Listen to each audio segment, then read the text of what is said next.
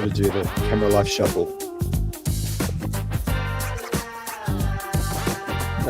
Go, Rodney. Yeah. He's got the moves. I always laugh at this intro. I love it. Well, good morning, everybody, and welcome to the Camera Life podcast. It is Thursday, the 19th of June, 2025, and this is episode 90 of the Camera Life podcast, proudly brought to you by Lucky Straps, makers of amazing premium leather camera straps from Bendigo, Victoria. And we're joined today by Lucky Straps founder and all-round Canon shooter, Justin Castles. Good morning. And we're joined by Jim. How are you, Jim? Just Jim. Just Jim.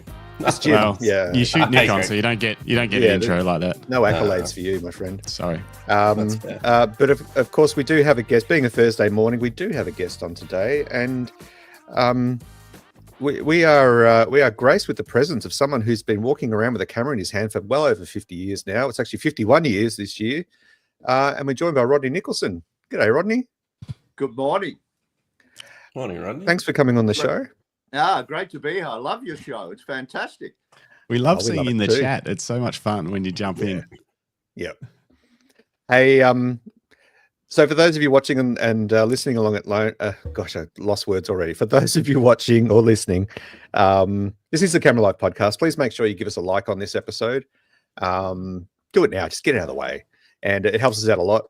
But also make sure you subscribe, because we do 2 shows a week. We do a 9 a.m. Thursday morning Australian Eastern Standard Time show, and we do a 7:30 p.m. show on a Monday evening, again, Australian Eastern Standard Time.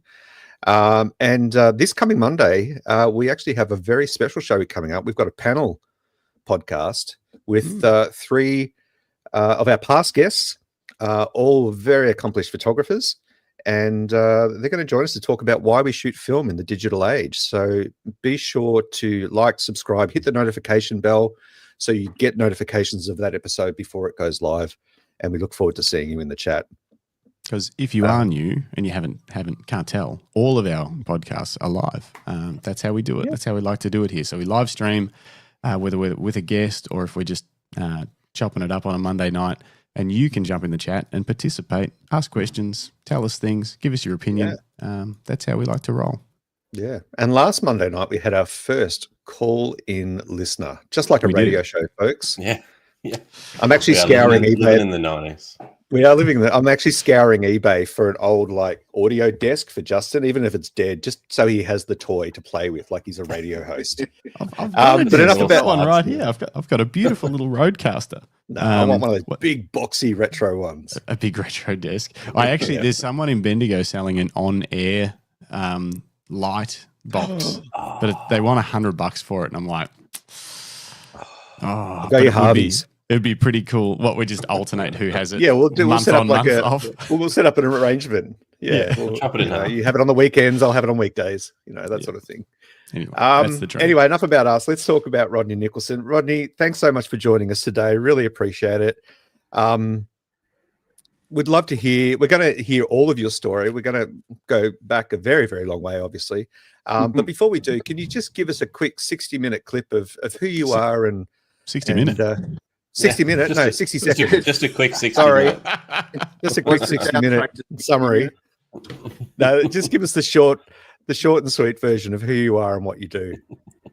Yeah, sure. Look, I guess Mum inspired me photographically with her box brownie, taking all the family photos, the Christmas presents, the da-da-da. She was always bouncing around. And I was pretty well into skin diving and surfing at the time. So I eventually lay-byed my own camera after drowning one of my mum's box brownies. I'll get to that later. And yeah, so I was born in Williamstown, grew up in a boat shed, fished the piers, surfed on shore, Willie, and the surfing bug got hold of me, and I moved to Point Lonsdale in 1974 and lay-byed my first Pentax way back then. 400mm lens and a Pentax SP500. And yeah, mainly, I got into photography to take surfing photos. And so, yeah, and having a camera, I was a young, surfy bum, loved music, the Eagles, Doobies, all that sort of stuff. So we'd go off to Festival Hall, pay our $7 for a ticket, and my friends wouldn't see me all night because I'd take the 50mm lens and the Spotmatic, go up front, and there's always, because the first 2 rows were for corporates, and there was always a couple of seats left. So Rodney would clonk his cameras on one, sit on the other, and spend the night shooting Joan Armour trading or Eagles or Doobies. And the end of the night, I'd go back and my friends would say, "Where you been?" I said, "Mate, I got the best seat in the house." So, Oh, wow. so like, photography blossomed like, music and surfing, pretty much. So, yeah. And it's still pretty wholesome pursuits when you think about it. Absolutely. Well, I mean, they're both passionate sort of endeavors. So I'm pretty blessed, Oh, cool. Well, thank you for sharing that little snippet. I did ask for 60 minutes, but I'll deal with the 60. We'll accept the 60-second version. We will dive into your story in a bit more detail, but first of all, let's a couple of quick warnings in the chat, Justin. Yeah, there's a few in the chat. There's a lot of people watching live too. So if you're listening live, jump in the chat. Let us know where you're from. What are you doing here? Who are you? Where are you from? What do you shoot with? Morning, Philip Johnson. Good to see you. Wookie in the chat. Morning, Chili. Yeah, very chilly. Hey, Shane. Ian Thompson also. Good morning, gents. Good morning, Ian. Hey, Ian. Morning. It is it's chilly here in Bendigo, that's for sure. Yeah, it's cold here. Rodney, for those of you watching or listening, Rodney has an open fireplace behind him, so he's more than catered for. Oh, mate. Wow. Oh, man. That's the best background ever. Yeah, that's delightful. Yeah. Apples all round shortly. Nice. You make me jealous. And we've also got we've got the California crew in the house, David Mascaro, and then the other David, the drunk wedding photographer, Moshi. Good to see you guys as well. Hey guys, they're our senior US correspondents. Apparently, it's very hot in LA. Yeah. Nice. That sounds nice. Wouldn't mind flying over there. All right, let's Rodney, let's roll back the clock a little bit. You briefly mentioned earlier your mum being a key inspiration for you and her capturing a lot with her box brownie. I think we talked about a photo earlier, which I might just bring up quickly because I think it's a good time to bring up this image. Just bear with us, guys. Where'd she go? There she is. Oh, no, she isn't. There she is. So this is a photo of your mum standing in front of what we decided was a petrol drum on a pier with a box brownie in her hand. Talk to us about how your mum inspired your own creativity. I guess the joy that she got out of, pointing the box brownie at every different occasion that come our way. And it was sort of probably just an unconscious thing for me to, initially that photo there is probably my first photograph because I said, "Mum, you're never in any photographs." So that's all the kids at holidays at the caravan park at Queenscliff. So, I took the box brownie and then I enjoyed the box brownie. So it was probably her love of it and her enthusiasm that got me into it. And, like that, that sort of looking through the viewfinder, smile, boys. And we go horizontal landscape. You got to do that as well. But, Mum used to go like this, buggerizing around, and you have to sort of jiggle it around to get the perspective right, Yeah. Well, in the end, I borrowed that to take surfing photographs, and I put this in an ice cream container, put the lid on it, paddle out the back of the waves, sit on my board like that, and watch the guys catch waves and shoot. But because of the focal length, it was too far away. The focal length was, it was too small. So silly me paddles in closer to get the action. And one and only time I went over the falls with the box brownie in my hand. And the boys all laughed because I come up like this from the bottom of the ocean with the camera above my head. put it in the box and went home with my tail between my legs to tell my mum I drowned the box brownie. Oh, no. No. Yes. How'd that go? Oh, no, mum was super, she was just the best woman, super forgiving, super loving, you know. Yeah. I remember early days in Queenscliff looking at the bombie breaking out at Point Lonsdale and saying, Mum, I want to go and surf out there. And, like, no problem to her to walk all the way out and sit on the wall and watch me surf. And so, yeah, no drama. I brought her another one. I forget how much it cost, but I was an apprentice carpenter, and so it was probably a week's pay packet, but which wasn't a lot of money back in the 70s. Yeah. Can you? But you made things right. Yeah. What's Sorry, that? Justin. was I just said you gonna say, made things right. Oh, Absolutely. Did it again. We're on point today, Greg, aren't we? We'll get there. No, I was going to ask, because I don't know a lot about the box brownie. It's this iconic camera. I think I've even got one in my house somewhere that doesn't work, floating around. But I'm ashamed to say, I don't even know what focal length it is. Like, can you tell me about that camera? Not a lot. I should know a lot about it, but it's a roll film, 120 roll film, and like 620. And I've lost the spools in the back of mine, but there's a couple of spools in there. And when you roll frame to frame, it shows you a number in that. You see that little red icon there? Yep. The number comes up. I think it was 10 frames per roll. Roll on the side and shoot. And then it rolls itself back in. It's a bit similar to 120 roll film of today. And you lick the back and take it to your chemist and he processes it. And that's an original. That's the original box brownie shot. So, oh, really? That's what you get in your packet from Coford, the chemist, or whoever you take it to. Was it so? Is it fully automatic? You just point and shoot, press the button. And you've sort of got to hold the sunlight out. Mum would be always going like this, getting the sunlight, which is typical of what we can do today sometimes. Get the sun out. So, it was those similar principles in a very manual fashion. Sort of through the lens, sort of bang. A lot of the photos I've got of Mum's are overexposed. A lot of them are the best black and whites. You couldn't print as good a black and white as it. So a bit of hit and miss. But again, like the old Pentax manuals, you learn how to, match the needle, overexpose, underexpose to get that perfect exposure. Mm-hmm. Basic stuff, but still a learned thing, Yeah. Yep. Cool. Very cool. So, so your mum obviously was a keen supporter of I imagine everything you did, whether it be surfing or going out exploring your local world or indeed photography. What sort of encouragement or guidance did she give you about the images that you were taking at the time in the early days, obviously? She would get them for Christmas presents. So she had a wall of my work, but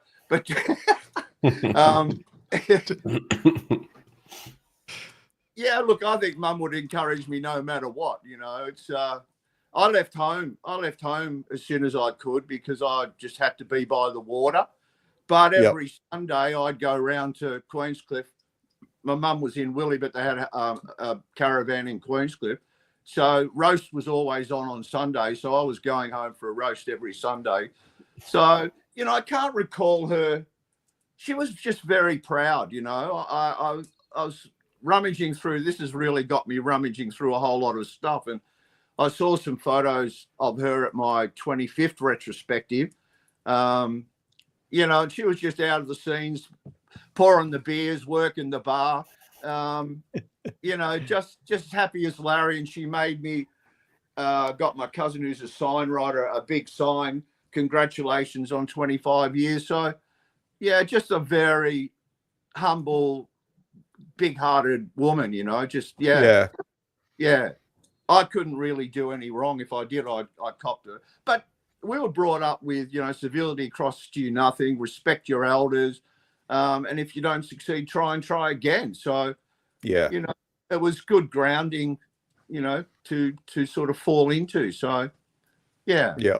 It's interesting, Rodney, hearing you talk about, heading to Queenscliff to the caravan. There's nothing more Victorian, I think, maybe not so much nowadays, but I remember growing up, we would always head down to either Queenscliff or Rosebud or Dramana to hang out at a mate's, caravan in the caravan park in the holidays. And it's kind of a quintessential Victorian, growing up experience of heading down the coast with mates or with family. And you bringing it up then is raised all these memories for me about that part of the world. It's such a beautiful area, and I think you were very fortunate to grow up there.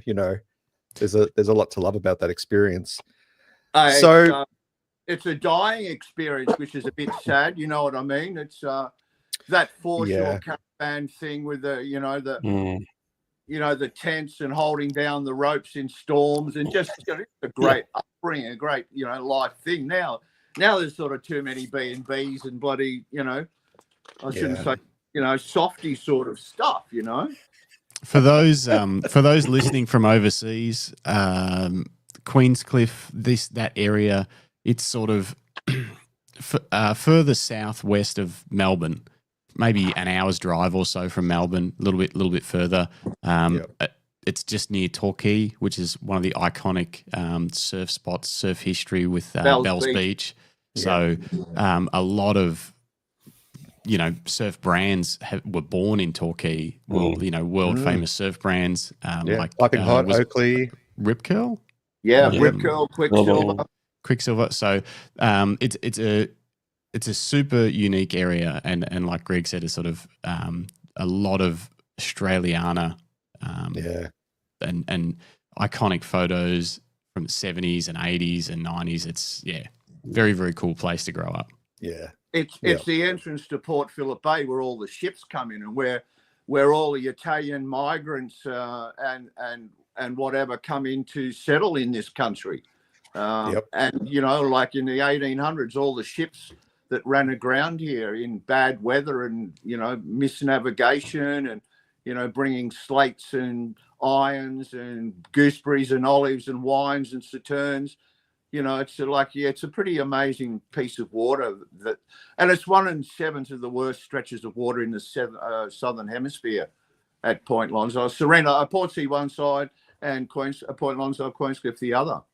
Yeah, and also, guys, there's a ferry that runs across between those 2 points, a car ferry that I remember going across several times with my parents on family trips and with friends, and even then taking my own kids when they were little across on the ferry just for that experience of, it's a part of Victoria and that region. So, you know what, we're here now. I just want to show everyone. So, all right, let's do it. We've gone this far. We're going to do a little lesson. So that's Melbourne. This is Victoria. It's not really showing us a good sort of Victoria representation, but that's Victoria, the state that we're in. Then you can see Melbourne down here, Port Phillip Bay. That's where I am. In Melbourne. Yeah, see, that's Greg there, just there. Something. We'll zoom in on him in a minute. I didn't mean to do that. Show everyone where Bendigo is from there, mate. Actually, that's a good point because that's where we are. So Bendigo's up here, which is sort of central Victoria. Hour and a half north of Melbourne. Oh, well, look, let's just get some context, okay? Yeah. New Zealand. For the flat earthers out there, you can tune out right now. Yeah. So we're down south of Australia. We go all the way down here, and then Melbourne, and then this is Port Phillip Bay, and then zoom right in. All of the water for Port Phillip Bay comes in and out through this little gap, just here, and that's the crazy stretch of water. And then if we just go out a little bit, so Bells Beach is here, Ocean Grove, Barwon Heads, Torquay. Yep. This is all kind of iconic surf coastline. Yeah. And for tourists, you would know this if you've ever heard of the Great Ocean Road and the 12 Apostles and that sort of stuff. That's all along this area here. That's where you'll find our friend Brendan Waits' shop, Camera and Photo. Absolutely. And Sam Olsen's book is all about that whole photographing that whole that's stretch right. of road. I saw her in the chat. Good morning, Sam. Hey, Sam. Yeah, so if you want to just- travel the area and find some great Yeah. photo spots, check out Sam Olsen's book. Yeah. I was lucky enough to see a proof of it the other day. We had a video chat and she showed me a proof of it. It's well underway. She's just making some corrections and choosing the best paper stock for it. The book is on its way, which is amazing. Wonderful to hear, because when Sam joined us for that discussion about it a few months ago, she was wanting to, she was worried about reaching funding goals, and now the book is happening. So we're super proud of you, Sam. Yeah, Great effort. Well done. Yeah, well done. It's no mean feat publishing a photo book, let alone an educational one. So I think it's massive, isn't it? 700 pages or something yeah, it's pretty. pretty big. Yeah, she's had to change the paper stock because the original version was like 15 kilos or something. So it'll be fine. It's big. It's like the Bible. It's like the 10 Commandments. It's on slate. But great to have you in the chat, Sam. Oh dear. Back to Rodney. Yeah, we went way off track then, didn't we? That's lovely. That's how we do it. That's how we I do love it. I love it. Should we just quickly jump into the chat because the chat's starting to go off? There is well, look, there's the only things I wanted. So this is a new person in the chat, I think. Slap wants to know what's boudoir, because Jim's got that in his little thing that says wedding and boudoir photography. What's boudoir, Jim? Boudoir? Oh, it's probably too long to explain right now. No, go on. We've got 2 hours. It's people with not many clothes on, but it's not Well, it's not the word, distasteful. Yeah, like the word was used to be like a private dressing room. So it's sort of like private room photos is the, I guess, old term where that's kind of come from. Is that a French word? Anyone know? Anyone smarter than me know? Sounds French? I didn't know that. Boudoir? I didn't know that it referred to like a place where you privately change. Sounds like a private room, yeah. Yeah. So the Google says boudoir photography is a photographic style featuring intimate, sensual, romantic, and sometimes erotic images of its subjects in a photographic studio, bedroom, or private dressing room, primarily intended for private enjoyment of the subjects or their romantic partners. Yeah. So I'm glad you know what you're doing, Jim. That answers. Jim. So I'll just Google what it is. A wedding. Yeah, a wedding is apparently, I believe, 2 people. No. Pete Mallows it's says a hard good morning. thing to explain. Yeah, it is. It is. Pete, it's one of those things that's easier to explain with a photo, and you just say that's boudoir photography, and they'd be like, "Oh yeah, I get that." I get it now. Yeah. Good morning, Pete Mallows. Good morning, Nev Clark. Nev Clark says an hour and a half drive. That's a milk and bread run in WA. Yeah, we're not all from the great big WA. Nev's been down to the Mornington Peninsula area. Absolutely loved it. A bit of golf, stunning part of the world. Yeah, you need to get over to the other side and capture Great Ocean Road Come visit us, Nev. Sam's book. Sam says, shit, I'm sure I've heard something about that region. Yeah. And RXA Photography's in the chat. Good morning. Lucinda's in the chat. Good morning. It's love to see you all here. Yeah. You know Lucinda, Rodney, don't you? Yeah, we work together once a year Oh, nice. What do you work wonderful. together on? at Queenscliff Festival. Oh, cool. Oh, yeah, of course. Yep. I met her when she was a very young, gorgeous, naive little photographer. And now, I'm sort of bumping shoulders with her in the pit every November. Yeah. So we have a few gins and have a bit of fun. So Kick her out of the way. Yeah, I think she's upset with you because you called her a child. Well, at my age, you've got to be careful what you say. Yeah. Yeah, that's pretty cool. Actually, folks, we've got Lucinda joining us again on Monday night. Not to talk about Canon necessarily, although we will have Lucinda back for a special Canon panel podcast. But Lucinda's joining us on Monday night to talk about shooting film in a digital age. So make sure you stay tuned for that. We did go well and truly off track there, Rodney, but that's what we're all about here. So from your earliest days of popping your mum's box brownie into an ice cream container and thinking that would work, what came along next for you? What was after the box brownie experience? Did you focus more on your trade as a carpenter, or did you move up in photography? Look at those. Oh. Are they the cameras that from Yeah. from you just never sold them? You just hung onto them? No, I just hung on to them. That's awesome. They don't work. This one got drowned many years down the track. How? The Did- they were hiding, but Did the ice cream No, container so still with not these- work? what's that? The ice cream container still didn't work? Oh no, I stopped doing that. I forgot all about that. I got a 400 mil lens, so I was pretty safe with that.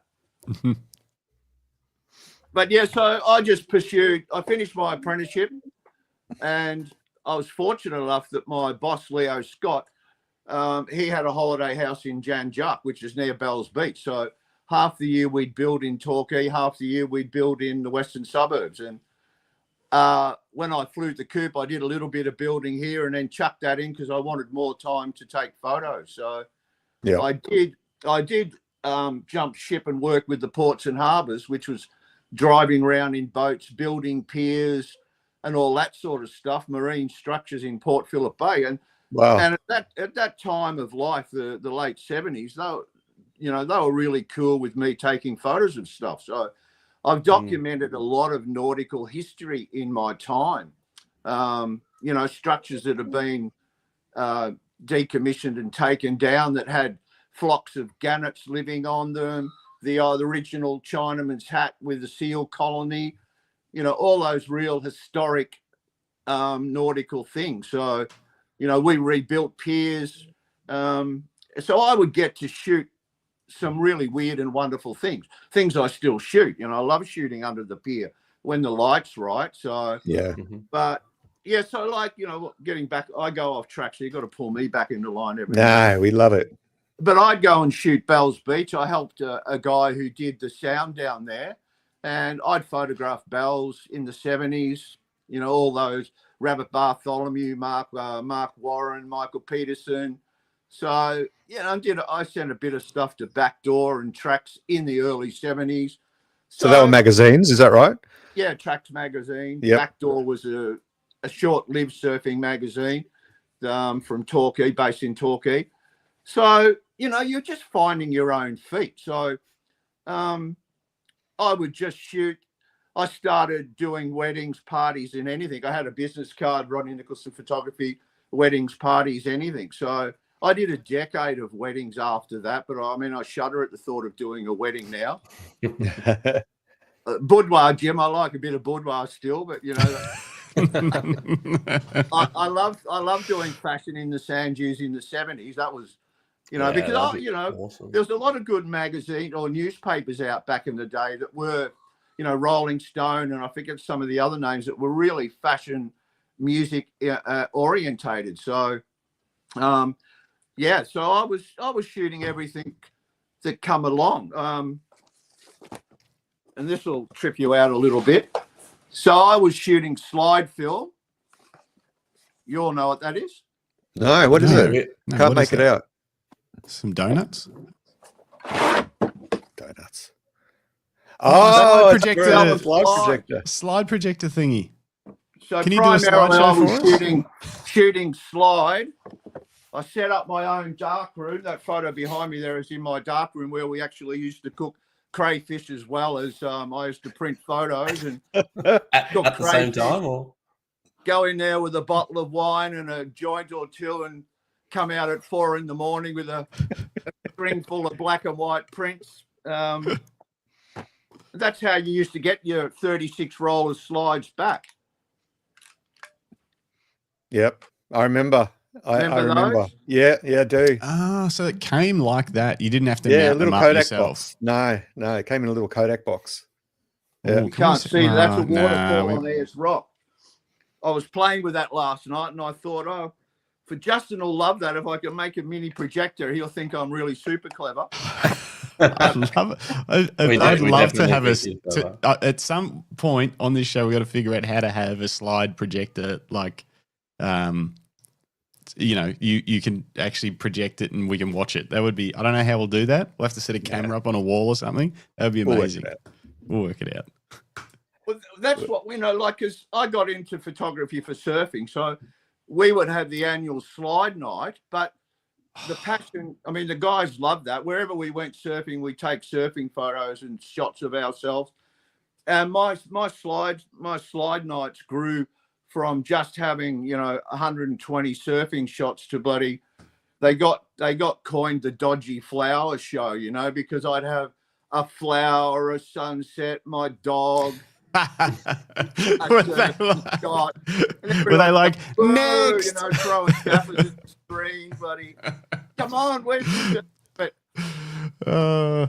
That's funny. So what I'm saying is, like, what it's like with photography. You might take it on for one thing, but you open your eyes and it's out there. Everything you see is to be photographed. So yeah. Actually, I was at a photography event last night. Surprisingly, that Fujifilm had organised, and Jason Lau, who was a past guest of our podcast and who is also joining us on Monday night for the Why We Shoot Film panel, and he gave a talk at this event, and he talked about how photography for him is about, we see countless moments in our life every day, and photography gives us the opportunity to capture that moment and take it home with us. And I really like that kind of mindset of, I'm capturing something that is now mine. That story, that moment, it's now mine, and I can show it to people. And I think we've talked about this before on the podcast, Rodney, where that the next step of photography, unless you're working professional, or often we squirrel all our photos away and no one ever gets to see them anymore. So I think it's important. I think slide nights, Lucinda said bring back slide night, and I agree. Yeah, I think there's a lot. I love that. Yeah, I remember family and friends having slide nights probably back in the late 70s when I was young, and playing with one of my dad's friends' Polaroid, and he would put on slideshows as well. He was a bit of a keen photographer. And I think there's something magical and romantic about slide nights, because you are sharing those moments as you saw them, and moments that no one else was there for, moments that no one else remembers or so more of it, I say.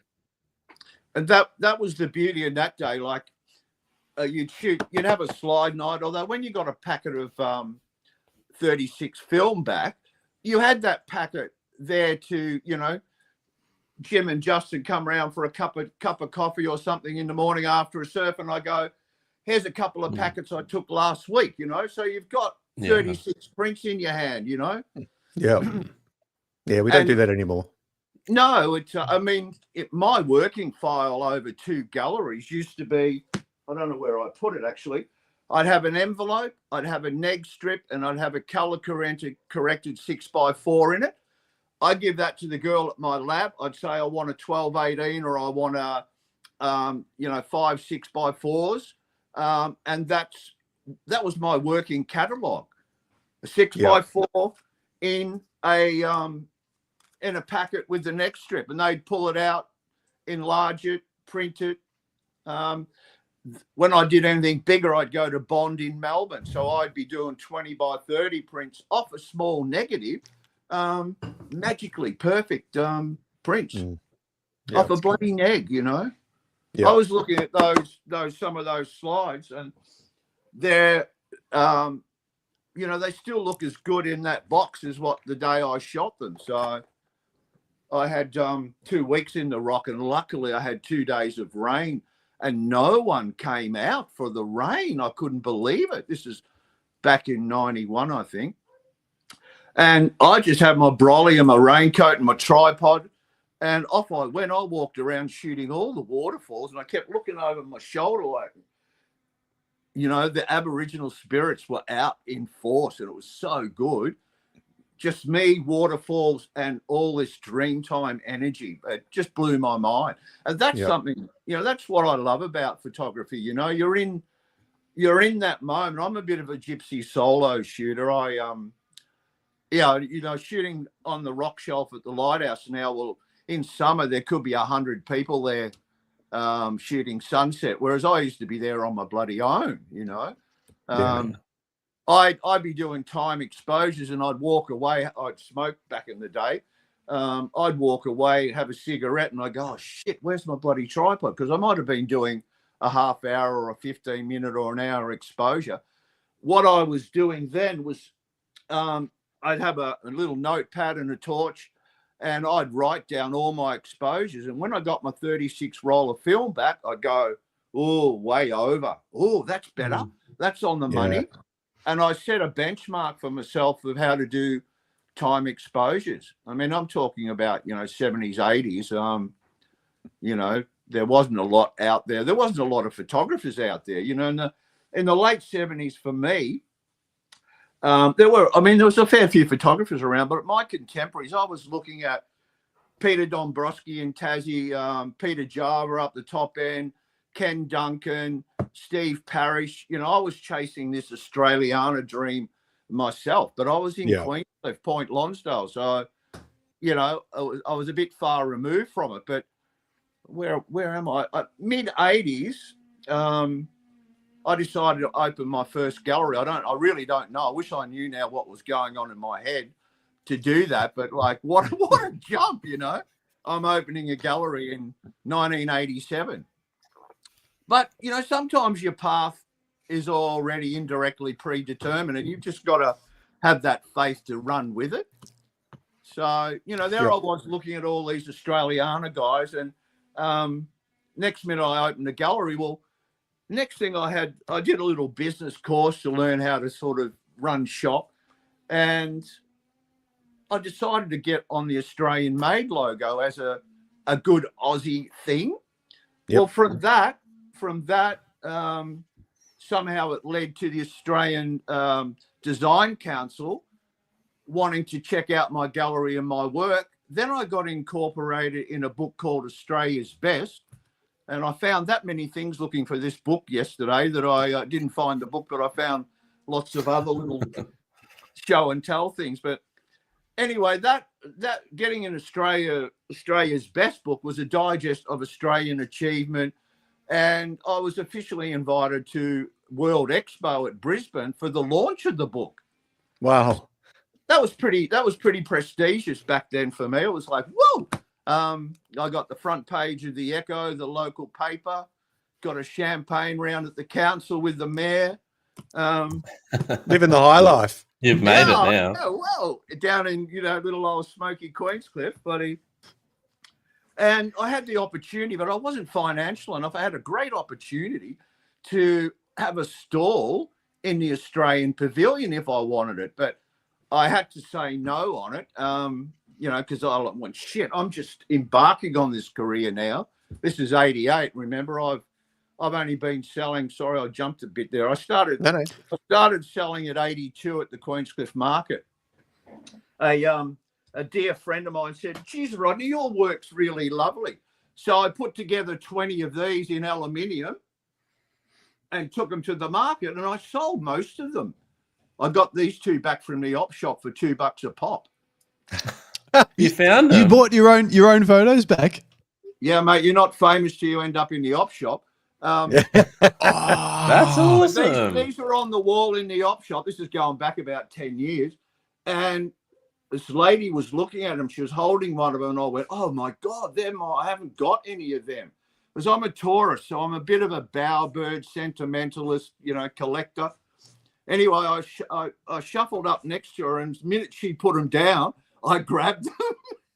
And I'm at the checkout beside her, and she said, oh, I was nearly going to buy them. And I said, I know. And she said, they're gorgeous, aren't they? And I said, yes, you know what? They are two of the first pieces I ever sold back in 1982. That's amazing that you found That's them. phenomenal full circle story. Yeah. 1979, those shots were taken. Yep. Do you have any idea how much you sold them for? Any getting rough? You sold them for 40, bought them back for 2. That is the dream. That's a business. Yeah. If you can do that a million times, well. I collect, well, not a lot, but every now and then I get a couple of pieces. Yeah. So yeah. And so, Rodney, from selling your framed photos at the market, talk to us about what led up to you going, you know what, I'm gonna start a gallery. I can't recall. That's a long time ago, you know. But Yeah. That shot there, which you might not be able to see, that's me holding my Pentax in the mirror, right? And I'm saying to myself, I'm going to go somewhere with this. You know, I had this vision that I want to be a photographer. I want to be good at what I do, and I want to make a career out of it. So I guess I just jumped right into it, you know, boots and all. From selling, I started doing markers from 82. Then I opened my first gallery 87, 88. That was a 6-year term. So, of course, you know, I went to Brisbane as a guest, official guest of the Australian Pavilion for Expo. So that started to plant the seed of, you know, I made handmade cards. I had a range of 66 cards in my gallery. It was a great gallery too, because it was an 1800s building and it had a sandstone underground space. So you went on my ground floor, went down the stairs, and I hung in the sandstone and the big posts. Yep. So, you know, I worked pretty hard at maintaining it, because we're in sleepy old Queenscliff. Summertime was good, but off season, you know, you could shoot a gun up the bloody street. So, you know. So how did you balance like running the gallery and then also trying to fill the gallery with photography, like photos? Well, I started. I was so much in my little, not my package, my bloody history. When I left my apprenticeship, I said to you, I went to the Ports and Harbours. I worked there for 5 years, and that was great. But you know, 8 till 4 or 8 till 5 was just too much.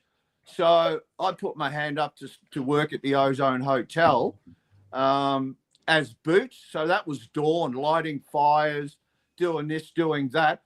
And weirdly enough, I worked my way up to being second chef there.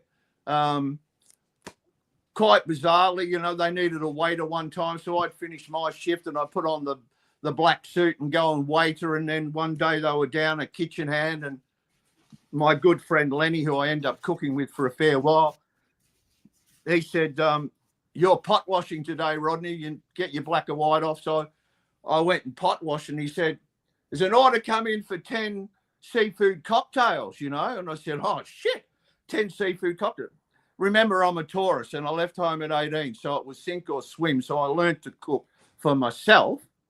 But anyway, I go into the cool room, and I go, oh, yes, yeah, all right, fantastic, good stuff.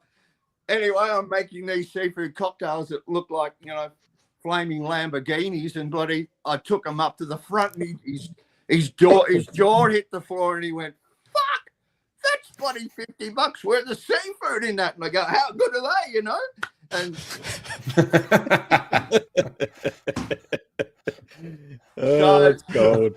He said, you're starting with me in the kitchen. So that, you know, so Jim, I often jumped ship and, you know, spotted with cooking or carpentry or my photography career. Whenever I needed a buck, I could always put a nail bag on, because I was quite good. I was apprentice of the year when I did my apprenticeship, and I love working with wood. But why I got out of building was it just wasn't creative, and I didn't realize that there was this creative bubble inside me. I was dreaming of building homemade houses with rocks and sleepers, and all I was doing was, from my apprenticeship, doing hardwood frames. You come home with brown sappy hands every night. To when I moved down to here, there was a new push to pine frames, and it was just so boring, just banging up a pine frame, moving on to the next one. And so I left to build piers, become a wharf carpenter. But that allowed me to photograph as well. As I said, you know, I could show you some great photos of seals on structures, gannets, you know. So all the while, my photography was just being nurtured with even those job situations, you know. So would you take your camera to work with you? Is that you just bring it every day? Yeah. What would be the average sort of kit for everyday, you know, camera that you would take while you're working with the wharves, for example? Well, back then, you know, that we're talking about screw mount kits. So I'd had a fleet of lenses. Like, I fondly remember running along the beach going, pull that bloody lens out and put the 300 on and shoot the sunset, and then that's a 28, that one. I'd be changing lenses as fast as I bloody could. Then I had two. I had the Spotmatic, then the good old K1000. This probably took some of the best photos I've ever taken in my life. Yeah. God, they must have sold a lot of those cameras. How many people have come on this podcast and said they've had a K1000? I know, the few times that I've watched your show, I've gone, I've got to make a comment. All these K1000 people, They're everywhere. This still works. Maybe we need to get one. Even the shutter speed. Can you hear that? It's so beautiful. Yeah. Yeah, look, I know Lucinda's got one. We often talk about Pentexes. She's got two. Lucinda's got a 6.7. I've got a 6.7. They're beautiful 6.7s. But anyway. While we're in the chat, there's actually a question here for you. Actually, there's a comment first, then a question. First one from RXA Photography. This was about photos, selling photos. $40 back then has got to be worth like $2,000 in today's money. So that's pretty impressive.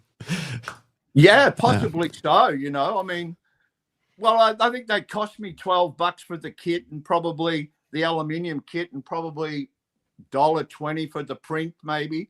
So, yeah, how good's that? I mean, Jesus Christ! I'd like to be getting $2,000 a print nowadays. Be nice. I mean, these days it's probably hard to sell a print for $40 now. Like, it's not easy to sell prints these days. No, so it's not. Yeah. Well, I sell that. Look at that. I sell that for $800. That's big. Yeah. What's that costing to get that sort of framed and printed? Oh, well, that's 250 up, depending where you go. I have a few good contacts. Probably you could pay more. If you're in Melbourne, you probably pay $400 to do that. Yeah. Even canvas is expensive now. Yeah. So.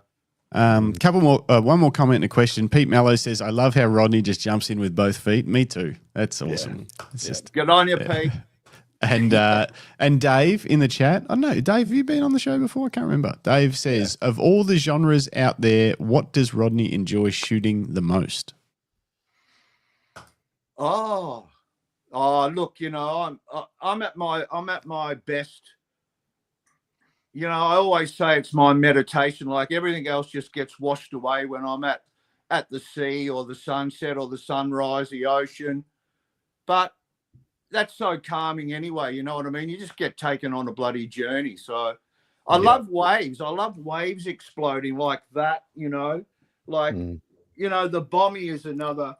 That's the rip. So when that breaks, that's fascinating.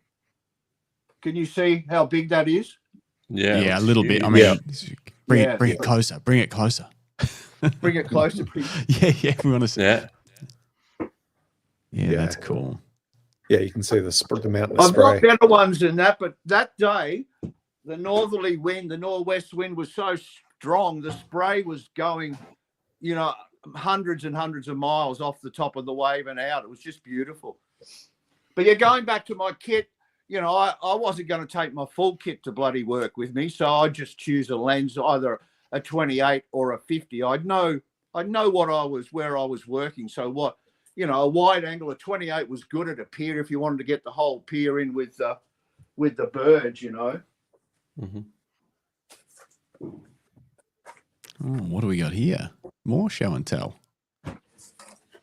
So see that? Yeah. That's a wide angle, and I'm on the bow of my boat there, and this is storytelling. This is called building the nest. What I wanted to do here was get the boys flying in with flotsam and jetsam for her to make the nest. She never leaves the nest once she's building. Mm-hmm. She has the chick. They go diving. You would have seen them diving, and they swallow fish whole, come home, land, and regurgitate the fish at her feet. So I'm about this close to her, and the surge is moving the bow of my boat like this, and she pecked the lens a couple of times. So, Wow. you know, so I mean, she's a pretty big bird too. So Yeah. It's a very cool shot. Totally love getting engaged. Very well framed. Was that shot on digital or film? That's film. That was film. How many attempts did you have at getting those birds in the shot, in the background? I would have probably shot a roll easy there, because the whole idea was to get the two flying in the same frame as her. Mm. So that was a bit of an ask, you know what I mean? Yeah, whilst on a rocking boat. Yeah. Yeah, absolutely. And looking through the lens, not with today's technology, you can sort of flip the lid. This is another one I love. This is called Pick Me, Rodney, Pick Me. My gallery used to be just up the road, from Swan Bay. So I'd shut shop and load up my camera and go for a wander in Swan Bay. And I always loved shooting pelicans, but I thought I'd be very smart this time, and I took a bucket of fresh fish with me. So I'm crouched down with the wide angle lens on, and I'm jiggling the fish up and down like this and talking to them, one hand on the camera, and the noise they were making, they were going psycho. And all of a sudden, fuck, how good's this, you know? Then see the one with his wings about to take off? Yep. Mm-hmm. He launched at me and flattened me, got the fish, and I was just laying in the Swan Bay mud. I just pissed myself laughing. I just thought, what an idiot. You know? How long can you tease a group of pelicans for before one of them's like, nah, I'm taking those fish? Not too long, I assure you. That wasn't, it wasn't half an hour. It was probably 5 minutes, and they were right into it. But I should print up the other shots, because that one, and then I've just got sort of like a flock of feathers coming over my head and bloody. But yeah, so I mean, that stuff I love as well. You know, yeah. So Rodney, the gallery that you opened, that wasn't the only time that you've opened a gallery. You have done it twice. Is that correct? Yeah. So, Greg, it was 87, 88 through to 93. And then I had another crack in 2000 to 2006. That one was really successful. I didn't have to work for that. I worked my butt off in that one. I probably did 100 hours a week in that one. You know, at the same time, I'll go back to that. When I finished the first one, I mean, I had some great gigs. I sailed on tall ships and photographed them up in the rigging. Now, that was friggin' awesome out in Bass Strait. You know, a couple of 100 feet up in the bloody yard arms with the wide angle on, shooting down through the sails, and whoa, you know, such an adventure. In that sort of period between galleries, then the ACF, the Australian Conservation Foundation, they put a call out for photographers to do the St Kilda to Bondi walk and document it, because I was going to do a photographic book on it, on the walk. Mm-hmm. So I put my hand up and went on that. I only did half that walk, but that was awesome, because we had a field crew that cooked for us and set up camp, and we'd sleep wherever we were, on the beach, whatever, and just move on the next day and walk and photograph and explore, and, you know, meet with environmental groups, meet with councils, meet with all sorts of people with all sorts of environmental problems along the way. So, you know, the environment has been sort of a strong thing for me as well. You know, I've always been aware of pollution and yeah. So in between galleries, there was lots of projects.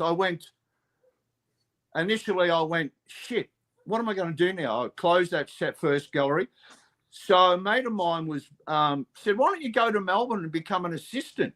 So I did. I went to a studio called Decent Exposure in Paran, and I was the oldest assistant in Melbourne, but it worked to my advantage, because, you know, I had good head smarts, and had a good background. And so I worked with some of the best car photographers. Decent Exposure was two-story. It had its own cyclorama. And we had Kenworth trucks, Kmart, Myer, BMW, all these accounts, like, you know, so it was like, you know, I was like a kid in a lolly shop, all this new stuff to learn, you know. So Yeah. I was doing that midweek and then coming home on the weekend and doing my own thing. And, you know, that's mid 90s I was doing that. Yep. Wow. Crazy. So we're only up to mid 90s. Yeah. Not even. What are we, halfway? Not even. That's amazing. Yeah, Justin, you made me do a bloody book. Like, you know, I started to plot everything I bloody did, you know. It was like, whoa, holy shit. Oh, this is awesome. Look at And those notes. I kept finding stuff, you know. Oh, sorry, that's the page. There's 2 pages of... Mind you, I was popping off the odd exhibition as well. So, you know, I had my first show in 84 at the Universal Theatre in Fitzroy. I hope you planned a 7-hour show. Yeah, Lucinda's in the chat. Bloody throwing stones. Yeah. We can wind it up now. No, not at all. We're just getting rolling. I haven't got to working with Lucinda yet. No, I'm joking. So did you say that was your first show, or 84 was my first show. Yep. I've lost count now. I've had over 50.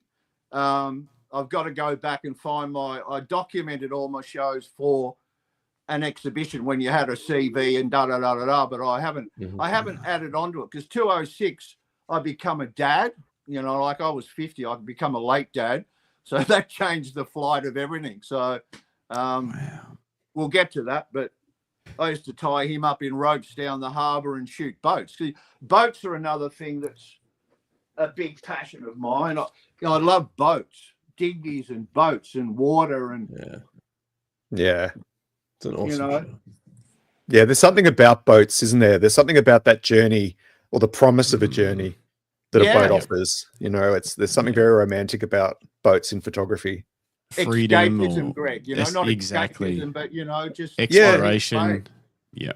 Well, I it can love mean that. so many things to so many people. It can mean escape. It can mean freedom. It can mean refuge. So much can be, you know, pulled out of a story about a photo with a boat. And I think, you know, looking at the chat, Rodney, there's a couple of comments about how, for the folks that are watching and listening along, it's more than just the images. It's the stories that you have behind everything that you've done. And I think that's something that is also a lost art of storytelling. You know, lots of people can take photos now because we all carry a camera in our pocket. But the art of the storytelling along with imagery is really important. You know, storytelling has been is something that we've used to educate future generations. It's to warn people about, you know, what's happened in the past, to prepare for the future. And I think that one of the things that's standing out for me listening to you is that narrative that goes along, that visual language that you include with every image. I think that's something to be incredibly proud of. So talk to us about some of the shows that you did, some of the bigger shows. What was that experience like for you? Because a lot of photographers want to do a show. We've talked about this often. You know, lots of photographers dream of printing and putting works on display. What was that process like for you? I mean, exciting, scary. Lots of things come into play because you're putting your heart and soul on the line. You're putting possible rejection on the line, failure on the line, money on the line. You know, back in not my early days, later on in life, mid 90s, late 90s, I would chuck about $6,000 at a show. And that's a bit of a gamble. But admittedly, well, not admittedly, I was fortunate enough to do a Frame Your Own course in 1986, which gave me access to a workshop, mat cutters, molding cutters, everything like that. So I became everything I did from 1986 to probably 2015. I hand framed myself, and I loved it. You know, millimeter perfect. The matte cutting, everything was so precise. You know, I stylized my own style as well. You know, like this one here. You know, I used to love doing V-mount black cores. So all that was all cut by hand by me. So I was saving a lot of money, but I was still pumping $6,000 into a show. Yep. And then you've got to plot it, then you've got to promote it, but you know, like that was good because back in the day you had to do a DL. Well, I did a DL card as an invite, right? Where's my first? So you would send out a couple of hundred of them. Yep. Mailing, there wasn't. So, you know, for every show I'd do something like that, you know. And I would do, 97, I did a show called Time and Tide Won't Let a Sailor Sleep. And it was about Queenscliff fishermen, boats, harbour life, and all that stuff, you know. So there was abstract fish. Yeah, it's a great show. You know, fishermen's portraits. And back in 97, they were all still alive. Harry, Lewis, Bluey, Buzzer, all those guys were still alive, you know. They're not, none of them are, they're all passed on now. But before the harbour was developed, we used to go and hang out down the slip and watch them work on their boats and just take photos and talk to them and learn and story, you know, history of when the Cooter fleet used to work out of Queenscliff. So that all that stuff is sort of only in the Maritime Museum now. So, but yeah, I mean, you know, I'll be working like a navvy dog because I had 97. I had a couple of shows up my belt before I decided. What made me open the second gallery was like, shit, I'm touring the bay. I'd go Queenscliff, Williamstown, Port Melbourne, Sandringham, Mornington. I'd take the same show on the road and add more images from that area into the show. Yeah. So it evolved. It was something for Jim at his area, something for Justin at Port Melbourne, as well as the old fisherman from Queenscliff. So, you know, I was selling that well that I went, Jesus, I'm losing 30% commission here. I'm probably chucking 30% at making my images, my molding, my glass, my da-da-da-da-da. I'm paying a gallery owner 30%. So I might as well put the commission into rent. So hence I opened my second gallery in 2000. And where was that? Where was that located? That was in Queenscliff Main Street as well, except I went down the bottom of the road in an old hardware shop, which I renovated totally. I stripped it, stripped all the lino out, floor sanded the floor, varnished it. Oh, Brucey Priddle, who's an old legend, not with us anymore, he come round I said, come round, have a look what I've done. And he opened the door and he said, holy shit, the rent's going up now.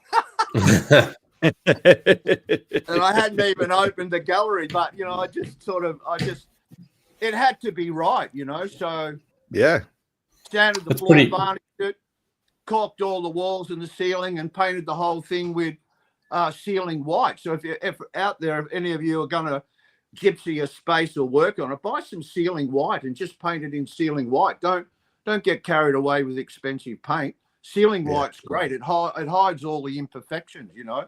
Yeah. But so I don't know if I answered that question, Justin. What question? No, I think I asked it, but that's okay. You did well and truly. What was that gallery called? Was it just your name? My first one was Seascapes and Natural Elements Photography. So then my second one, I called it Sea Gems. Okay. Now, why the name change? Seascapes was purely gallery. Like, you know, I was doing smart gallery. By the time 2000 come around, Sea Gems, I if you can see my house, it's full of shipwreck stuff. And so the gallery was like a nautical shop, you know. There was everything that I collected from the sea. All around the windows was copper wire with bits of broken shell and glass. And, you know, it was like a sea gem. And then my photos were all around the walls. Where was that one guy? I don't know. But, you know, it was full on. Like, I'd make 20 of these a week. So that was my bread and butter range. I sold that for $50. Yeah. Yep. So I had, you know, at child eye height, I'd have probably 60 of these around the wall. And then above, I'd have my limited edition stuff. But this used to go well as a wedding present or a birthday present. $50 was cool. So, you know, yeah. So you got to develop, you know, there's a lot goes into it, developing a product range. Then I started doing calendars. That was a bit scary, you know, doing calendars, because I wanted to sort of do a production that sort of serviced everybody, one per page, so the printing costs went up. And to get the color reproduction right was, I'd go up to the printer and spend all night there doing one sheet at a time. And this European guy, Emil, I think his name was, he was fantastic. He just loved that I would stay there and take the time to get every bit of color in the print right. So, you know, that was a big production, and I'd pick it up from Murrumbina, I think it was. And so then I'd drive from Murrumbina around the other side of the bay, dumping this at bookshops, newsagents, whatever, whoever would take it. And then there'd be a pallet on the gallery floor, and people would just come in and take it out of the box on the pallet, you know. But I was ridiculous. I was mad. I was printing like 1,000 bloody copies, you know. But yeah, I was gung ho. I was crazy. Not crazy. I was just into it, you know, having a crack. Confident. Yeah. Sounds like it was going great too. Like, it sounds like obviously I'd have a surfing holiday to Queensland twice a year off season, so that suited my lifestyle. You know. Yep. Do you still get out and surf? I do everything, but I sup, I dive. I did a rotator cuff tear several years ago, and as much as it's okay now, if I'm swimming, I usually swim in shorts till May. If I overswim, I can feel it twing a little bit. So surfing, because I was out of it for so long, I'm a bit of an egg now. I'm not. I was quite competent in my day, but now an egg. We're not surfers, Rodney. What does an egg mean? Explain. Swimming. What? So when you're an egg, is a novice. You know, someone that easily broken. Easily broken. Yeah. God, soft on the inside. Egg, you know? But you know, I mean, at my age, it doesn't matter. I mean, I just have a lot of fun, you know, having a crack now. You know what I mean? I started surfing, well, God, 60 something. So, you know, I'd love to be still doing it. I surf in the mine because I photograph waves and I watch the sea all the time. So you mine surf, what we call mine surf. But I'm working on it. I get up and fall off and laugh at myself, and it's like, hey, how good is that? You're laughing at yourself. Bloody hell. Yeah. Because, you know, for a lot of people that start, you know, I talk to a lot of crew that start late in life, and I go, listen, just don't take it so bloody seriously, you know. Just, you know, chuck the ego out the door, get out there. It's healthy, it's fit, you're energized, fall off, laugh, and you'll get there. Just keep at it, you know, you'll get there. Yeah. I just want to explain a term for, especially for some of our international viewers, that having a crack means having a go, giving it a good shot. It's an Australian slang term, and Rodney delivers it with perfection. So thanks for that, Rodney. Having a crack. Having a crack. Yeah, I love that. I love that term. Yeah, great. Um, Yeah. You Um, forget, don't you? You forget what we carry on about our lingo. Yeah, Yeah. you do sometimes. Yeah, Yeah, you say things it that, sounds that normal. might not make sense to people. So Rodney, the second gallery sounded like it was going gangbusters. And what was the turning point for you where that was no longer something that you wanted to sustain? The second gallery, Yeah. it ran for 6 years. Yep. And Yep. as I said to you, I'd have a show in January. I took on staff then, so I'd be running the show. I'd make all the stock myself, and I'd make the stock for another exhibition as well, down in what I call the pavilion down in Queenscliff. So I'd have a girl in my shop, and I'd be running the show, and we'd swap, you know. So one was sort of retail indirectly, because I did cards, calendars, you know, the $50 range, the limited edition stuff. And then the show was just 1 2-week solo show. Yep. My partner and I fell pregnant in 2006. And the old shop that I was renting, I lived there as well. And it had a really old 1800 staircase going down below. So my partner didn't want to raise my young fella there, and he was due to pop out in December. So I just went, oh, okay, well, my lease was due, so I didn't re-sign, and thought, shit, I've got to reinvent myself now. And she had a really good job. So she was the bread and butter one. I went to sort of a bit more of a babysitter freelance photographer. Foolishly, yeah, I said to Jai he's 18 now. I said to him the other night, you know what? Because I sent him some photos of when he was young. And I said, we should have done a book on kids' play parks, because we just drive and go to all these different play parks, you know, to break up the monotony.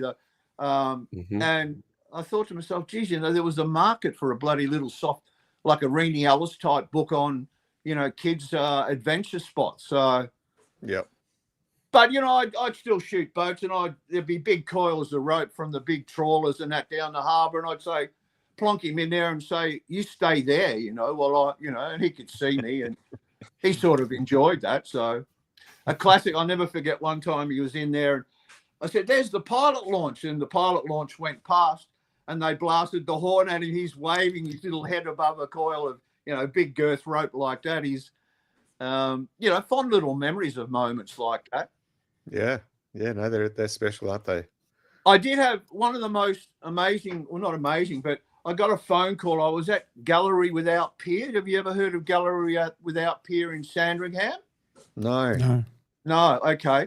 It's moved now, but it was a great gallery in Sandy, and I had a residency there every year, and I'd go up on weekends and man my show, or be there with the gallery director, and always did that. And I got a phone call, and she said, "Oh, Rodney, I've got a man here, a fellow here. He wants to meet you." And I said, "Oh, cool, yeah. When does he want? You know, when does he want to meet? Rah rah rah." She said, "Oh, he's happy whenever you want to." And I said, "Cool. What's his name?" And she said, "Wolfgang Sievers." And I went, "Wolfgang Sievers?" I went, "Shit. You don't know Wolfgang Sievers?" I was I was waiting for Greg to. I was like, Greg will know who it is. I don't know. Oh, All right, you'll have to school us all. You'll have to school us. Who's Wolfgang Sievers? Well, he's an icon Australian. He did all that black and white industrial stuff. You know, the big matchsticks and all the big cogs and everything like that. Wolfgang's a German guy who came out here. He's into fashion and more industrial.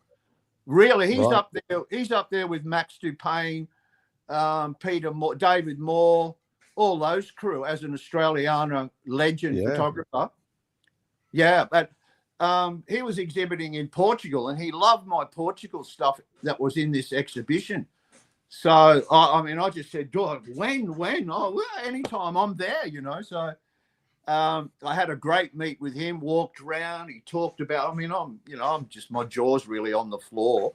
I had a photo. I couldn't find it to show you. Got the portrait shot with him, of course. But Yeah. anyway, after doing all that, he invited me home for a cup of tea. So there you go. Google, good old Google. Good old Google. He invited me home for a cup of tea, and he lived at Sandringham. There you go. Look at those shots. They're fat, and it's such great black and white. Yeah. He printed all himself. He was a working photographer like that. Those pieces are worth a fortune to buy now. Anyway, cut it a long story short, walked into his lounge room, and there was his enlarger. And I went, my God, it's like a bloody temple and a shrine. And all around the wall was black and whites of Max and David Moore and all these legends that I'd grown up going, wow, love those guys' work, you know. But anyway, that was a buzz. And he said to me, listen, when the curator of the Lisbon Gallery comes over, I want you to bring up all your Portugal stuff to show him. So I went, oh my God, what a bonus that is, you know. Yeah. But I missed the boat. Long story, I won't go into it, but I missed that boat. So, you know, it's probably not a lot of young crew out there listening, but you know, you got to grab the bull by the horn sometimes and never let an opportunity slip, because you know a lot of opportunities only come once. So, you know, I don't regret anything, but you know that would have been a lovely opportunity because he was getting older. I could have become his chaperone and went over there and took a folio of my stuff, and because I spent a couple of months in Portugal and Spain.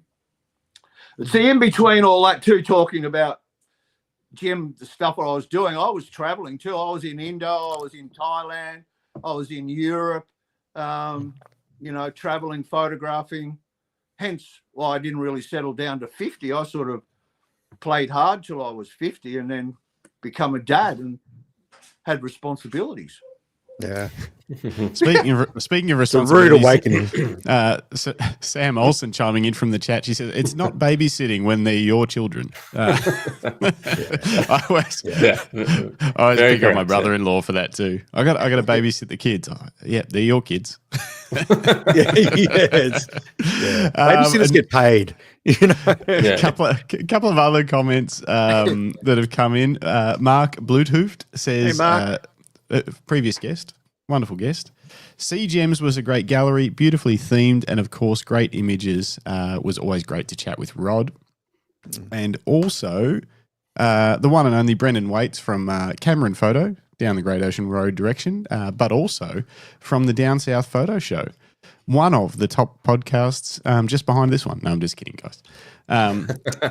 Brendan says, I've printed for Rodney a fair bit over the journey. The stories behind the shots are great. G'day, Rod. Yeah. And there's a question. Can I respond to those? Yeah. You can respond to anything you want. Yeah. Yeah. Cheers to Mark. He messaged me this morning wishing me well, which was lovely because I was flapping around because, like, I've just got prints and shit everywhere here because I know Justin likes to show and tell. So I went overboard with show and tell. You've done well, mate. You've done us proud. It's what makes the show. So thanks, Mark, for that early morning call. And Brendan, I love Brendan. He's always ready to do something for you. He's done a lot of my stuff over the years. So, good bloke. I've been meaning to get over and say hello to him, actually. And he remastered one of my famous, I shouldn't say famous, a shot I took in 1987. And I got a call from a lady saying, Rodney, I want a copy of that Lighthouse Reflections of yours. I sprinkled my husband's ashes in there and mine are going in there and my son's going in there. And I'm thinking, oh, holy dooly. And anyway, it was a 1987 neg. So I said, oh, shit, you know, might not be up to scratch at the moment or, you know, where the hell is it? Because, I mean, when you've been shooting this long, you have that much, you know, footage and negs, slides.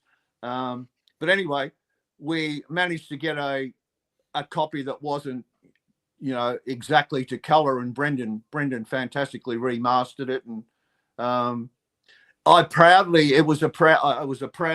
he printed me one, he printed that lady one. We had a satisfied customer there. And it took center stage of my 50th retrospective because it's sort of the shot that put me on the map for my first gallery, because I've never been able to repeat it ever since, and I've tried to. and I know a lot of other photographers have, but it was all about the light this morning, that it was a dawn, and the lighthouse the rock pool and the lighthouse were just glass, and the reflection was amazing. And it happened just before I opened my first gallery, and the media just loved that photo. So it just got, you know, in every newspaper article, and da-da-da-da-da. Oh, hang on. We've lost him. He's gone. gone. Oh, no, he's coming back. He's coming Show and back. tell. Yeah. Oh, that's cool. And Hang on. that's not digital, that's film. One shot, one neg. Wow. But you can even see fish in it. It was just one of them magic mornings. Like, I believe the universe chucks things your way, you know. Yeah. He's gone again. He's got so He's much got- stuff. Should we I jump love- to? Hey, There to is a sound good like question. The 70s hippies, but you know, I firmly believe that shot just happened, and that moment, you know. So Yeah. Yeah, but that stuff doesn't just happen. That's you as well. Well, Like, it you've gotta gets be there. it gets put there, but you've got to be ready to ready to see it. Yeah. Yeah. absolutely, you've got, and you know, the good old K1000 was ready to expose it correctly, and Yeah. Rodney's Lovely. noggin was really, you know. Yeah. We've got a question for you, Rodney, from the chat. I'll give this name a go. You'll have to let me know, Roman, if I get it even remotely close. So from Roman Bohorquez? I don't know. Yeah. Bajorquez? Where you call it? Where you Borquez? where you from, Roman? Where are you from, Roman? And also, how do we pronounce your surname? It says, ask Rodney, everywhere is different, but of all the places you've had the chance to shoot, do you have a favorite shooting location? Oh no, I really, I mean, home is here. I've got home here. I've got this all the time. This is my backyard, the lighthouse, the sunset, the bommy breaking in the rip. That's my backyard. I'd have to say that. But, you know, when you have a couple of weeks at the Rock and you get a waterfall, you know, like that for a solid day, you know, that was pretty spectacular. Yeah. You know, Portugal and Spain, you know, the back streets, the fishermen of Portugal and Spain was pretty amazing. You know, this won a gold medal in Vijax, and that's just sardines filleted on a net. It doesn't look sharp to the screen, though. It's you know, the internet doesn't do them justice ever, No. unfortunately. That's pin sharp, but that one won a gold medal in the Vijax in 2000. So I was competing a fair bit, and then all of a sudden, you know, competition didn't really matter anymore. But you know, it was a nice thing to do. You know, put stuff in with Vijax was worldwide, so there was a lot of entries coming into Vijax. So it was pretty nice to win a gold medal in that when you're not really expecting to, and so you know, it's always nice to get something when you're not expecting it. But yeah, so Roman, sorry to answer that question. Yeah, look, wherever the sun shines and I've got my 2 feet on the ground, I'm bloody happy. Not bad. Oh, Roman, Southern California. Woo! We get a fair bit of love from Southern California, I think. Or at least California, anyway. Have you got Al there, Justin? I do have the groundskeeper Willie is here. That's why I have to keep muting myself. You can hear the leaf blower outside. Al's on the show too. Welcome, Al. Yeah. Well, I kind of wish we were in SoCal today, because what is it? If it's 95 in wherever David Mascaro is, which is San Francisco, it's probably closer to 100 down there. So living the dream. What's that in regular temperature? I think 95 is close to 30-ish, right around that 30-ish mark. I can't remember off the top of my head, but it's a nice warm summer's day. Just while we're taking a moment to talk about the weather, I just want to remind everyone watching and listening along that this is the Camera Life podcast, proudly brought to you by Lucky Straps. If you're looking for a fine handcrafted leather camera strap to grace your film, digital, whatever camera you got, head to luckystraps.com. And if you want a little cheeky discount, put in code GREG, GREG, and you'll get yourself a nice little discount on any of the Lucky Straps branded products. But also, if you are new to the channel, jump in the chat. Let us know who you are, where you're from, what you shoot, what do you shoot with. And if you've got any questions for Rodney or any of us for that matter, please make sure you let us know. We love interacting with our audience. That's why we go live. That and the fact that we're too lazy to edit videos later. But That's the real reason. That's the real reason. But we do love the live chat. This is why we do what we do, because we want to engage with you guys and give you a place to ask your questions and share your thoughts.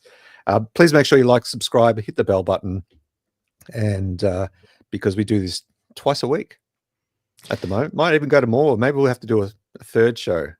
We might. We got some ideas. We got some. I want to do a game show. I want to do a trivia game show. That's my dream. And get the live call-ins happening. Speaking of the chat, Jason, otherwise I still prefer to call him the original chat name of Jay Shanny. He says K1000, so you can't beat a Pentax. Yeah, you can. Yeah, but that's in the big Pentax lover. The K1000 is an icon. And then we've also got, I don't know if this guy's like throwing shade or being nice to you, Greg. I can't tell, but we'll read it anyway. Hoff on Smash. Good name. Hey, Hoff. That Greg guy. that Greg guy looks like he wrote a few manifestos in his day. Maybe I have. Maybe he has. I don't know. Yeah, I've done some things. Anyway, you'll never know. You'll never know until he publishes them. The Wizard of Pod. The Wizard of Pod. Oh, that's good. Oh no, that is good. Oh, that's gonna stick, Rodney. Yeah, that's definitely gonna stick. That is gonna. Can I stick. just say to Roman? Roman, I'm always Californian dreaming, mate. I'd love to do a coast surfing safari there. I love Malibu Point and Trestles and all those beautiful places, and Yosemite. I'd love to go to Yosemite National Park. Good old Ansel Adams material. So yeah. I got to go there, Rodney. I got to go there last year. It is, first of all, my photos look terrible, but we were, swanning around in the middle of the day. Just it is jaw dropping. Like I've never. It looks fake. Even when you're walking through it, it looks fake. It's insane. There's no way to describe it. The photos you take don't do it justice unless you. I think if you went there, I didn't go there on a photo trip. I just went there exploring and took my camera. If you could get around for a few days and chase the light, you'd get some amazing photos. But just walking through there, the scale of those rocks, you cannot describe it until you walk through there. Amazing place. Ayers Rock and the Olgas are a bit like that too, I would imagine. They're just it's awestrucking, to be there and see it and feel it. And, that waterfall there, that's miles up. That's so tall, and the sound, But I'll answer him. I mean, Ansel Adams was a magician at black and white. And black and white, if you're going to shoot landscape, colour, you need light. Light has got to be right. Black and white, you've got to know what you're doing totally. I'll throw a curveball in here. When I was a young printer, I went to Geelong Camera Club in the early 70s too, and I loved my time at the Geelong Camera Club. And then I sort of grew out of it, I guess because I was young and silly. But we had a minister there, Jim, Ian Littler, who used to do boudoir photography, and I loved his work. But he was a minister. He was a minister, yeah. What? Good. Yeah. Like a religious minister. Yeah. Or a prime minister. You can imagine a prime minister doing it. There was a few prime ministers at Geelong Camera Club, but when I left there, I mean, a few years later, I started to do a circuit of judging and talks, which I love doing too. So that's something else I've done. School photography. I did school photography at MSP, which was opposition to Mark's company, Arthur Reed, MSP. Yep.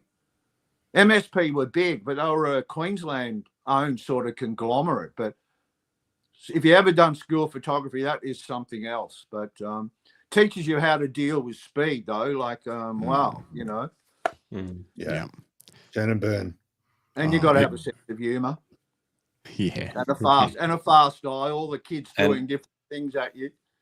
Patience as well, I think. Patience, absolutely. Yeah. Yeah. To sit through that long of the same monotonous kind of work, but teaches you something as well. So. And Yoshani, is it Yoshani who said something about Pentex? Yes. Hang on. Yeah. Yes, he did. And I'd shoot with a K1000 today, anytime again. I've got a series of K12s, and you know, as much as I love them, there's lots of great features, but they're not as good as Canon. You know, but they're a bit slow off the mark, I find. So yeah, I don't know much about. We had a question in the chat a little earlier. Someone was wondering what you shoot with today. I think it was Nev Clark asked, what do you shoot with now? K1s. K1. I got 2 K1s and a K12. Top of the range Pentex. That's a 1530 2.8. On the other one, I've got a 7200 2.8, and I've got, what is it? 200 to 450 or 150 to 450, 3.5. Why have I got 3 of them? Because I nearly give up photography in 2006 when digital hit.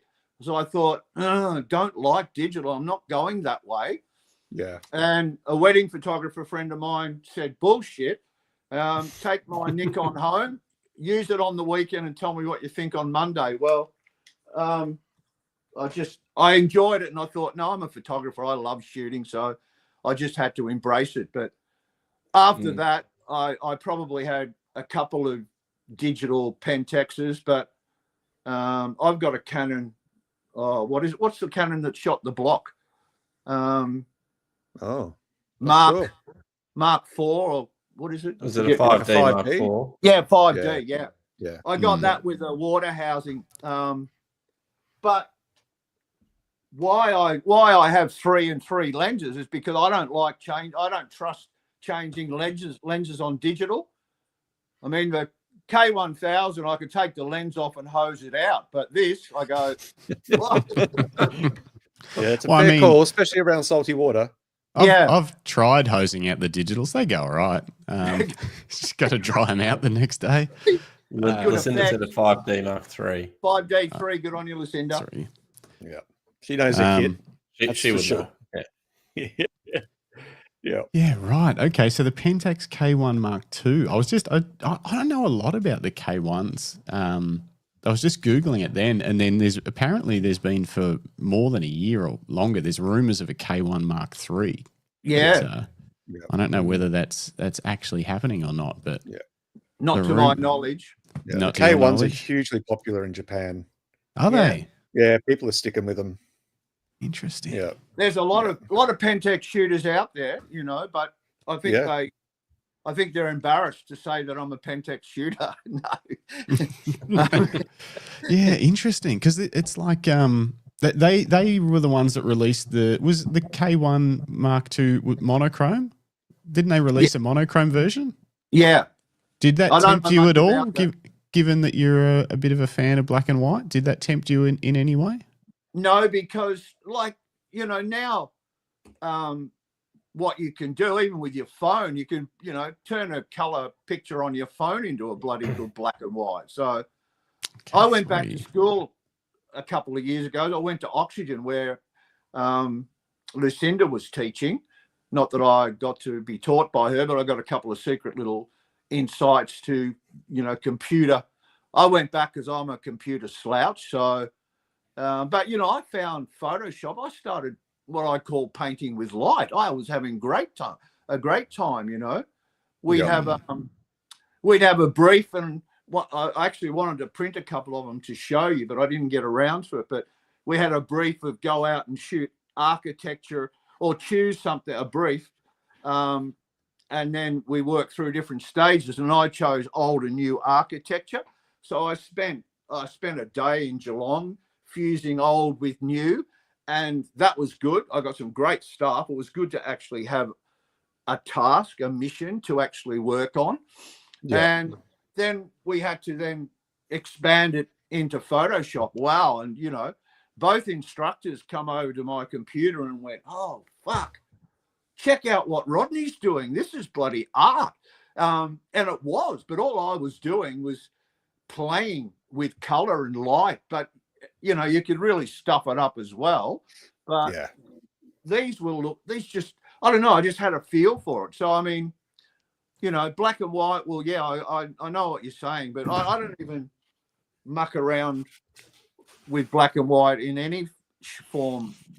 Hand coloring, you know, I hand colored a few of those raw shots that I did. I hand colored them, but I love doing that. But I've never, people know me as a purist, and it's not that I stick to my guns about being a purist. I find that I'm out there that much that I get the right light. Yeah. So I don't have to tweak my images. I judged a few internationals, and I can remember looking at one fellow judge going, oh my God, you know, some of these images were just tweaked up to buggery. And so you could tell that they weren't real. You know, but if you've got to do that, I mean, there's a lot of photographers that are so good at just minutely tweaking them. And I love that. I take my hat off to that. It's no more different, as anyone will point out to you, as in the darkroom dodging and burning. You know, it's just a more advanced degree of workmanship, you know. Yeah. It's just a different process. It's fascinating. Sorry. It's just a different way of handling the process, isn't it? Yeah. And it's good. And I mean, it's great that there's a big resurgence back to film. It's fantastic. You know, when I'm at, I still do markets, and I have a lot of kids come up to me that are film photographers at the market, because half my boxes of packaged stuff are film photos and half are digital, and they just love it, you know. And so we get to talk about old cameras and old film days, and, you know. Yeah. And are you still selling much at the markets these days? Yeah, look, it's more a love thing for me now, Justin. Yeah. You know, some days I'll have a good day, some days I'll do nothing. It's social. I see everybody in the town that I don't normally see for a year. Yeah. So that's a bit of fun, you know. Mm-hmm. Yeah. I'm glad I'm not trying to sell hardcore now and make a big living out of it, because it's a tough market out there. You know, with the cost of materials or paying someone else to do it. You really need to have your own setup. And then, you know, a friend of mine who does a lot of my mat cutting, he goes, bloody hell, you know, the price of mat board now, Rodney, you know, when you used to pay $12 a sheet, you know, it's $30 a sheet, or, you know. Yeah. So, I mean, you know, I do. That's why I just do that sort of thing now, you know. I just mount it, foam core it, and package it and sell it that way. Then you can take it away and frame it yourself. Yeah. You know, then I'm not paying for glass and all that, and then letting them sit or pack in my car and until next market. And so, yeah. But, you know, like, it's still a good tourist market. So, you know, nice sunsetty things still sell well. You know, kids jumping off the wall on big sea days. That's cool. So there's still that sort of market available. Yeah. And it's funny, you know, a lot of, I don't know why a lot more people don't do markets, but because it's a good way to, you know, pop a few bucks in your pocket if need be. Yeah. It is interesting, isn't it? Because we've spoken to a number of guests. I think Mika Boynton comes to mind. She talked about how when she was in the top end working as a teacher, she was also doing photography in her spare time, and to, you know, because she was in such a remote place where there weren't a lot of photographers, she was not only selling her work at markets to, you know, to start to generate some income from her work, but she was also entering a lot of competitions to get feedback about her work. But I think, you know, a lot of photographers have started off selling their prints in a market space. And I think there's something really humble about that, something and it's a very Australian. You know, we a lot of the markets are dying out, but it is a very Australian thing to to have a Sunday market, both in the city and in regional places. So Rodney, you last year you celebrated your 50th year as a photographer. Talk to us about that process for you. What did that mean to you? What was it like for you to actually stop and go, oh shit, it's been 50 years. Like, what does that mean for someone like yourself? It was a bit of a shock. I went, oh shit, like I've got to do something. I've got to do something to celebrate, or otherwise it will just disappear. You can't have a 51st retrospective. And lots of things come into play, like how am I going to do this? Do I want to take that risk? Because I know with markets, top end stuff's not selling that well. I know a lot of photographers that sell online and that, and they, I don't know if they're making a good living out of it, but you've got to be able to sell for 1,000 plus to make a good living out of it. And with phones and everything like that, you can print, you can go and print yourself a good 20 by 30 inch canvas or print off a phone nowadays. So, but, lots of things come into play, Greg. It was just like, well, boy, how am I going to do this? And what am I going to do? And how much money am I going to chuck at it in this economic climate? Am I willing to take the punt like I used to? Because I've got this wonderful building in Queenscliff called, it was the Fisherman's Pavilion. It's a big long rectangle with a jarrah floor and just post and stud walls and weatherboards on the outside. It's where I always had my Queenscliff shows.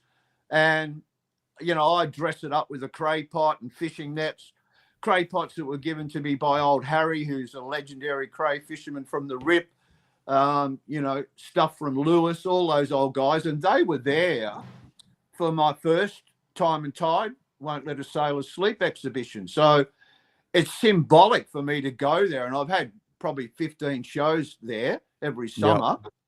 Yep.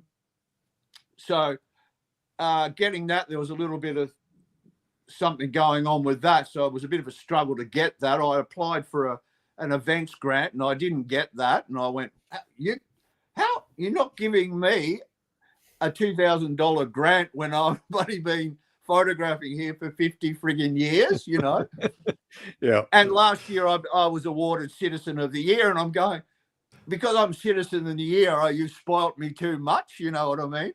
So, yeah.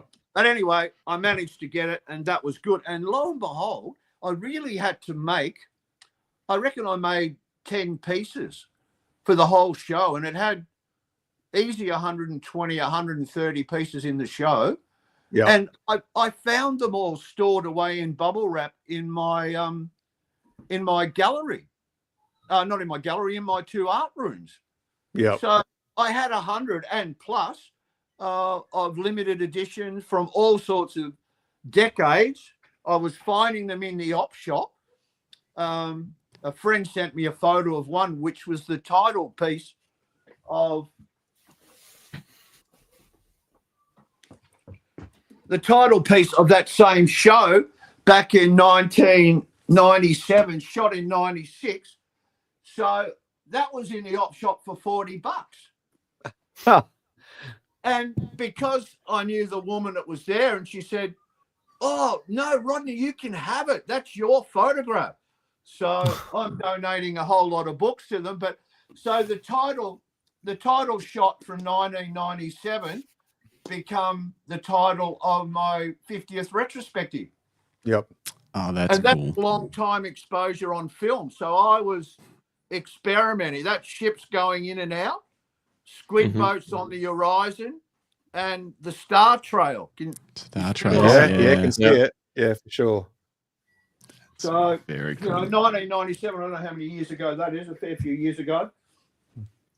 So, like the universe works in mysterious ways. Here I am rabbiting through stockpiles of photos going, oh, that's going in, that's a ripper. So if you go onto my Insta site, one of the guys that has a local site down here, he come in on the last day and he just did a video, a walk around video. He went a little bit too quickly, but you can see the whole show and the layout, you know.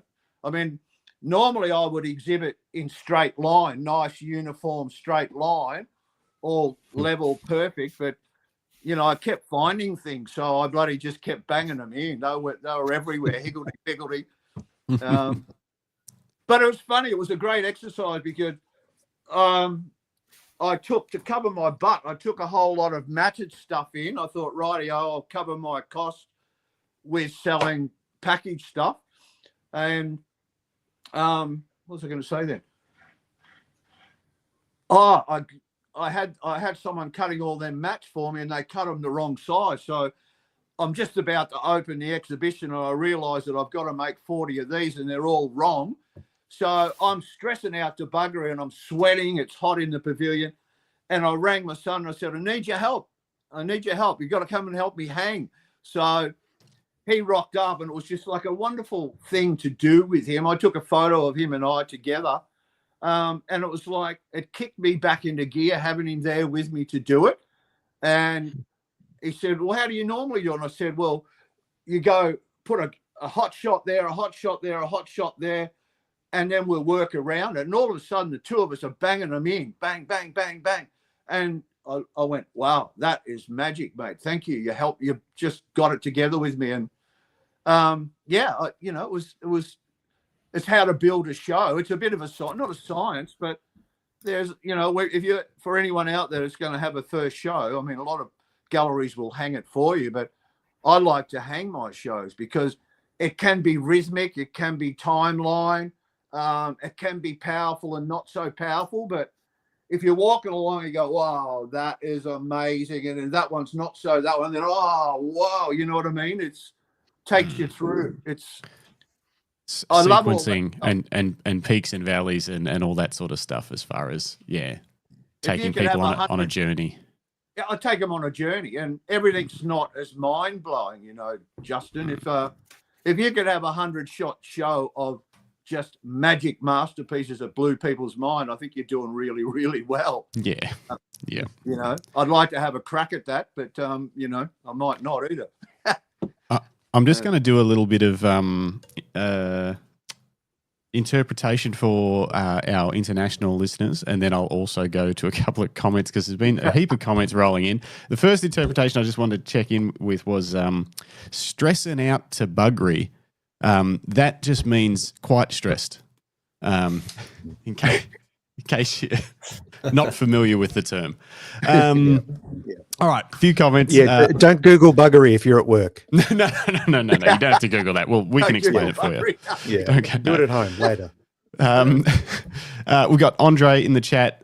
Says Hey, North Shore Oahu is where you want to be if you want to surf. Probably surf photos. You ever been to Hawaii, Rodney? No, I haven't been to Hawaii. I know. And from photos. Yeah, surfing magazines and just the circuit, you know. Yep. Nice.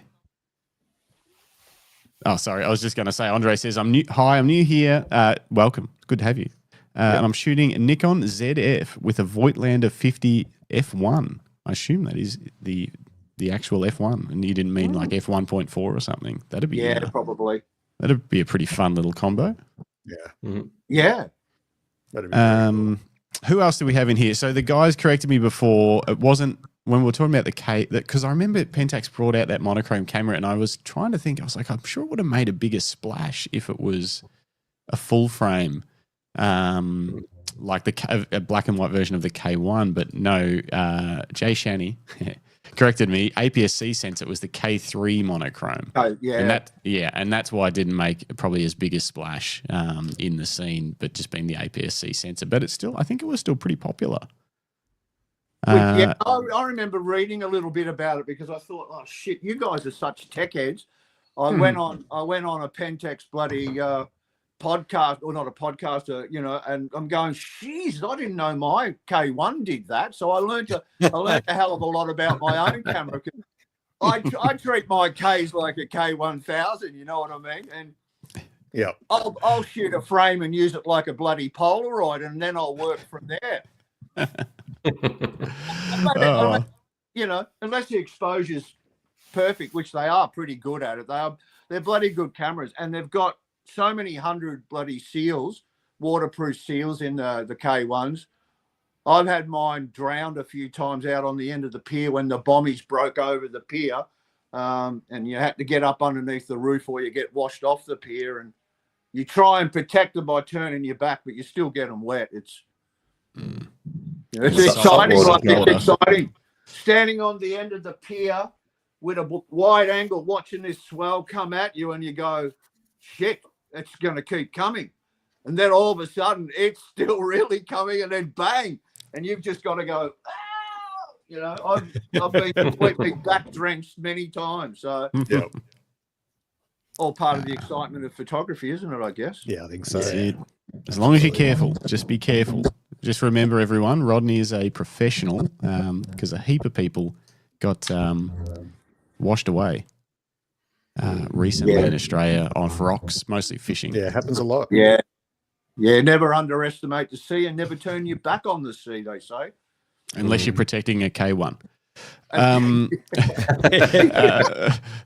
And another one from Jay Shani says, it's not a coincidence that your two recent landscape guests shoot with Pentax K1s, methinks. Incredible weather sealing and great sensor for dynamic range. Yeah. Also, Roman, he might be gone now. He said, thanks, guys. Really appreciate the break from the grind, being able to watch this session. Rodney, you've inspired me to grab my GFX and go out tonight and shoot a few shots. Thanks, guys. Well, it's great to have you, Roman. We'll see you on next time. I feel like we've won the day if we've inspired someone to get out and have a crack. Absolutely. You're just happy it's a Fuji, Greg. Yeah, I am. Yeah, tickled my fancy. What else do we have in here? Nev had a couple of good comments about when you first start editing, everyone's a butcher, and then when you finally work it out, you're a chef. You probably do go a bit heavy-handed once you start learning editing techniques, and then you learn that less is more, and maybe your photos get better. But he did ask. I don't know if you guys have used the enhancement feature in Lightroom, the digital upscaling, I assume he's talking about. But oh my gosh, I printed some DJI Mini 3 drone photos the other day, up to 1 meter by 600 millimeters. Oof. And came out pin sharp from a 12 megapixel sensor. That's pretty cool. Yeah. Haven't tried it, but probably could have. That's very cool. I think I've tried it, but I didn't need it. I think I was just testing it, and it's hard to tell. I mean, obviously it upscales it, but I think until you need to do it with a small file and then print it, you're probably not going to see the magic. I think I did a review a couple of years ago for Gigapixel AI. I think it's a Topaz product. Similar kind of concept, but I mean that was probably 2 or 3 years ago, and I was upscaling iPhone photos, and that was an older iPhone, and it was quite impressive what it could do. Yeah, very cool. We live in a magical time. Speaking of which, I've had some questions written down this whole time for Rodney, and I want to get to them. Unless you guys have anything that you are burning to ask, you jump in. Okay. Can I, Justin? Can I just say something? Absolutely, it's your show. Because I haven't been responding to everybody that's been messaging you, but great for everyone to visit. The show's great. I love it. I really enjoy watching in. So thanks to all those that have commented on my little show as well. So I appreciate that. Sort of don't know what you're doing on this side, but it's good to have everyone contribute. It's great. Yeah, that's why we go live, mate. We want people to be involved. Yeah, absolutely. Feels more like a two-way street instead of a one-way street. That's much, it's much. It's a little family. Exactly. Absolutely. And it's growing fast. It's growing fast. And if you, our last week or 2 weeks has been the biggest by far in the podcast history. Lots of new subscribers. So if you haven't subscribed yet, please help us out. Jump on there. Yeah. And subscribe. Yeah. We'd love you for it. Now, I have a few burning questions. I don't know where to start. Burning. I'm going to start here. So you've been shooting for 50 years and lots has changed, particularly obviously with camera technology and how it's distributed has changed hugely from the point of you've literally seen it go from having slide nights to just being dominated by social media. for how we share and digest photos. What hasn't changed in the 50 years that you've been part of the photographic world? What hasn't changed in photography? Well, it's esoteric.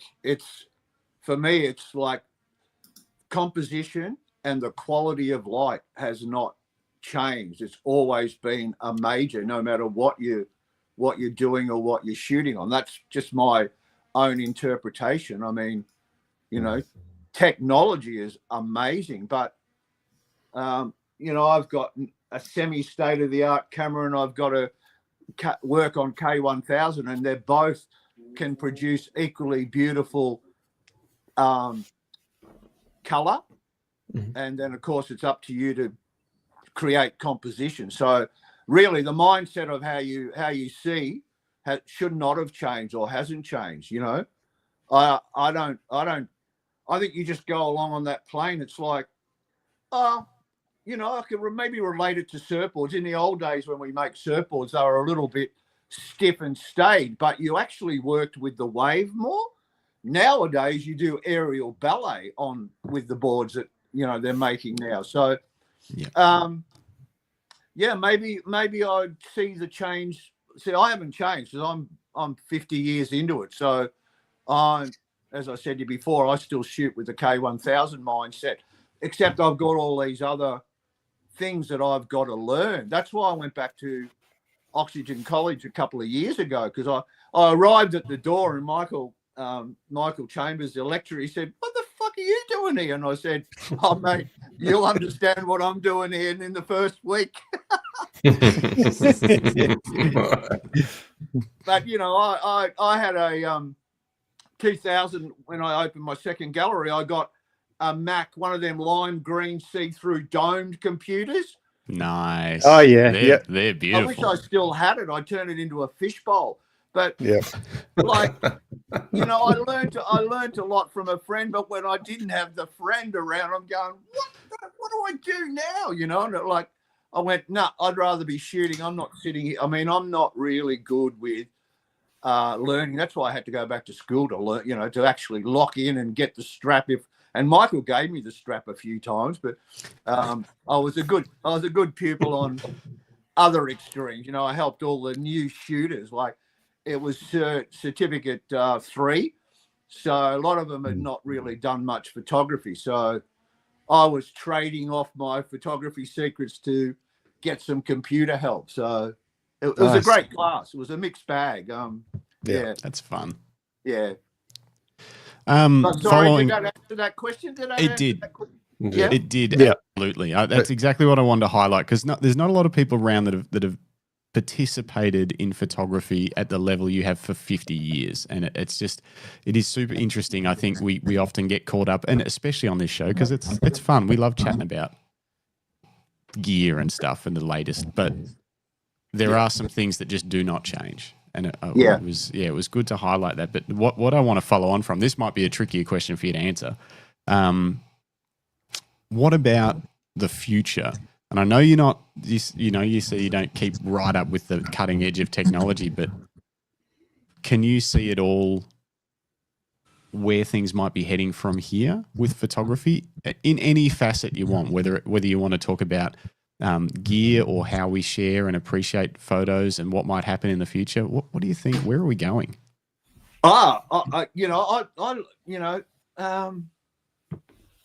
I'd really like to, I mean, it's sort of not getting lazy, but I mean,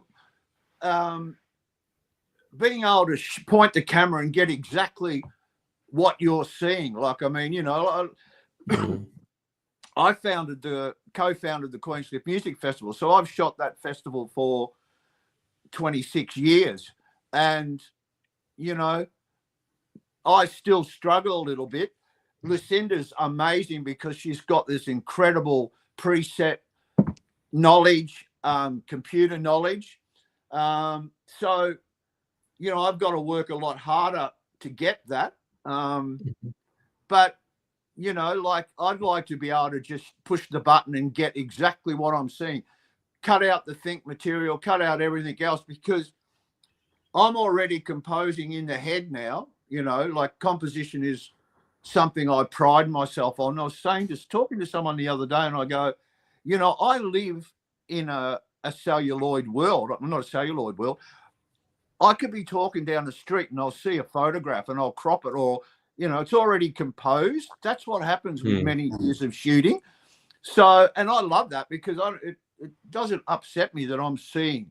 My life is seeing, but my life does everything normal. But abnormally, as a photographer, I'll hone into something, then I'll go, oh shit, I'm going to get the camera and photograph that, because it's like, beam me in, Scotty, whoop, whoop, wherever you go, you're seeing stuff, you know.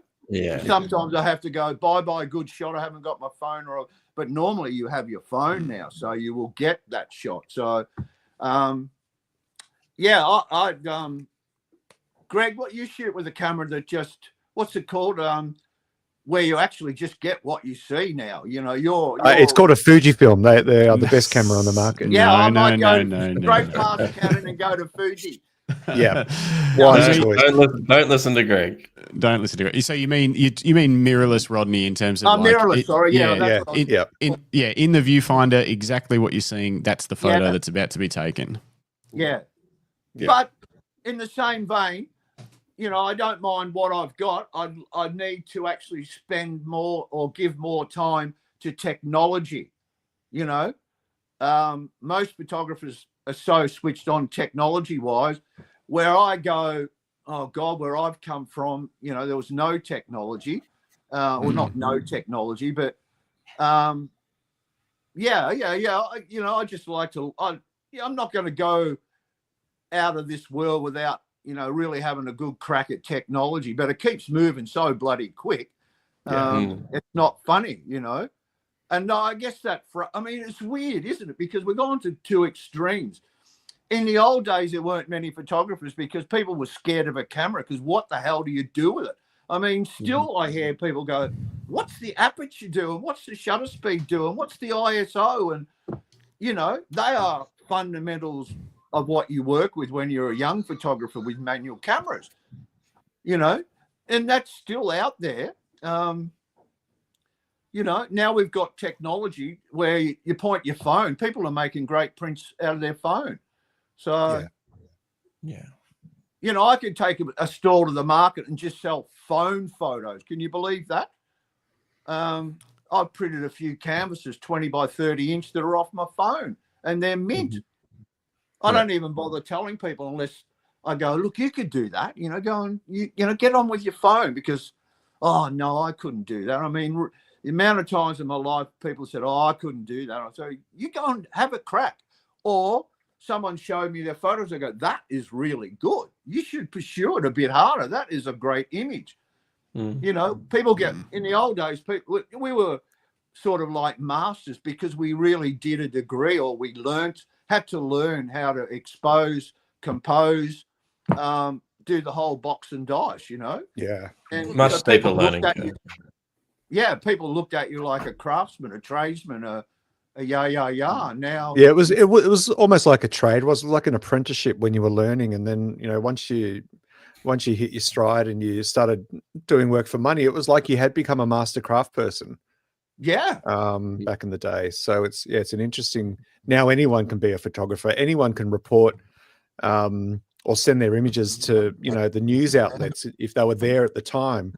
You know, photojournalists aren't running around as rampantly as they used to, because before a photojournalist can arrive on site to capture something, you know, 100 people have sent in images from their phone. It's already all over social media.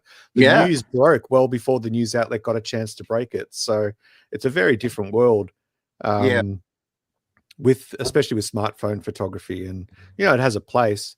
I think it'd be interesting to see where it heads in the future. I know Justin's got some wacky ideas about what photography will look like in the future, and devices and things like that. But I think it's coming. Yeah, we'll see. We'll see. I enjoy it. It's you know, and that's why I really love this program, because I'm sort of, you know, my ears prick up every show about something else that comes up, you know, and I go, wow, you know, I'm living in the dark ages, but I probably am at 50 years in the game. But and because I haven't I'm passionate about the image. I'm not so passionate about the equipment, if you understand that. Yep. But Yeah.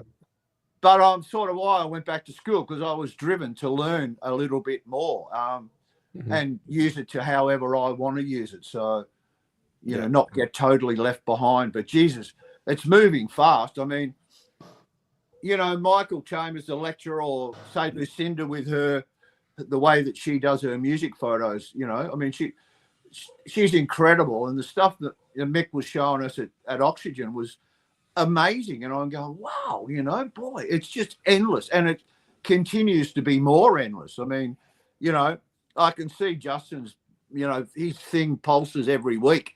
You know, he's my what? And the pod wizard, the pod wizard lives in the old world a little bit, I reckon. Yeah, I got a foot on each side of the border. Yeah, he does. Yeah. He flip flops. Yeah. Did you see I changed your name there, Greg? Wizard of Pod. Oh, nice. That's got to go on. Sorry about half an hour. Yeah. For a while. And Jim, well, I don't know Jim well enough. I mean, I've seen you other two guys, but it's JJ and the Wizard of Pod now. That's right. We're doing a full rebrand. It's like a revival it's all band. Good. Did I answer that question, Justin? I mean, you know. Absolutely, and I've got a follow up and then multiple more. So hopefully, we're at 2 hours in, but there's just a couple more things I wanted to dig into before we let Rodney go. Cool. So following on from that, you sort of mentioned that you want to pursue technology and learn a bit more still.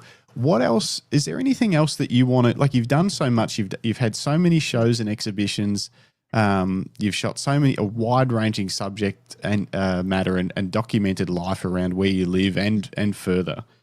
What else would you like to achieve photographically? What does the future hold for you personally in your work? I've got to do books. I've got about 5 books that I would like to, you know, I'd like to go blink and they're done, because they're in my mind. The image is there. It's a matter of putting it together. So, I mean, yeah, I'm pretty satisfied. But I mean, I'm a photo junkie. I love taking photographs. You know, it's my meditation. It's my connection. It's and I'm addicted to writing too. I've been writing a journal since I was a teenager. I still write an A4 page a day. And, you know, early days I would title all my photos and people love that. So I had to title them. I mean, it became a thing that I had to do. Now I find when I post on Insta, I'm writing little stories. Yeah, I noticed that. Yeah. They could be hidden meanings. They could be how I'm feeling at the time. They could be just an explosion of joy of that image or whatever. But I'm finding, you know, people are tapping into it, whether they understand or they think I'm a total nutter or whatever. But so writing, you know, so it's, yeah, I could post every day on Insta or Facebook, but I try, you know, that's crazy doing that. It's sort of, you know, but yeah. Do you know of the photographer Alex Frayne? No. Frayne. Or Frame. Frayne. Frayne. He's from South Australia. This is his book. Whoa, this is his book. It's a beautiful book. And what I was blown away by, and I feel like you could do something like this. Now, he's published multiple books and he's done them through a publisher. And I'm sure that process is very difficult to get into. He might be a good person to chat to about how to go about it. Yeah. And I'm sure this was very expensive, but he said, I'm pretty sure it was him, that my mic is doing strange things. Can you guys hear that? Yeah, like you got a cross line. Yeah, it's weird. Sorry, everyone. I'll try and diagnose, but very quickly. It's better. He said that he handed over all of his images to a graphic designer, and they put the book together for him, and it's come out stunningly.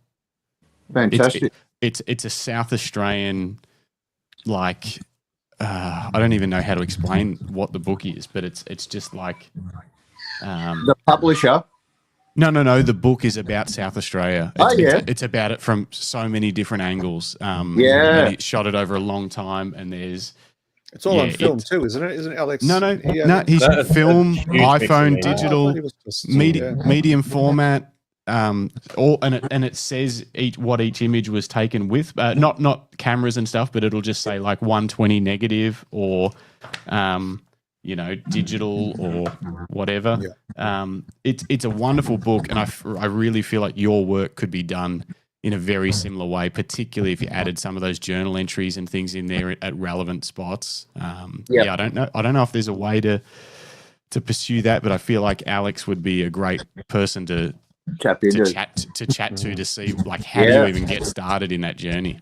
No, it's I've often said, too often I've said I'd like a year to just edit my whole collection, you know what I mean, and I mean now digitally it's a lot easier. I sort of set about to do a book back in '97, but you were shooting it on film as well, and everything was a lot harder, like scanning your negs to put into a book. And, maybe, again, everything happens for a reason. Maybe that'll be the last phase of not my career, but, the next 5 years, maybe by the time I'm 70, I would put those books together. So, and it's a lot easier because, as you say, I could just pull stuff off my phone, and I mean, formatting of pages is a lot easier. And I'd never be a big text man. I mean, I forget what year it was now. Back in late 90s, 2000, I applied for Australian Arts Grant, and I missed the boat again because at the time my good friend John Thwaites was acting premier, and the grant was $100,000 grant to showcase Victoria, Melbourne, Victoria. And just the year before that, I applied, or a couple of years before that, I'd applied for a grant to do a book on the Otways. I wanted to live for a year in the Otways and produce a coffee table book. Well, the Yellow Peril beat me to that grant, and look, the sculpture that was living on the river. I couldn't believe it. I just thought, I'm glad that other lady, she's doing a book, because I thought, shit, 98, 99, I was harassing grants to get to live down there and do that book, because I was surfing in the Otways back then myself, Peterborough, Port Campbell, finding waterfalls. And I thought, geez, I laughed the other week. I thought that book could have been still being reprinted, and you probably would have upgraded a little bit. But just imagine living for a year in the Otways, like, adventuresome, going up streams and, rock climbing and just documenting all the stuff. No one's done it since then. I mean, I'm so glad I forget her name, but I'm so glad. Sam, someone's doing something, because and it is difficult. I banged on the door to get.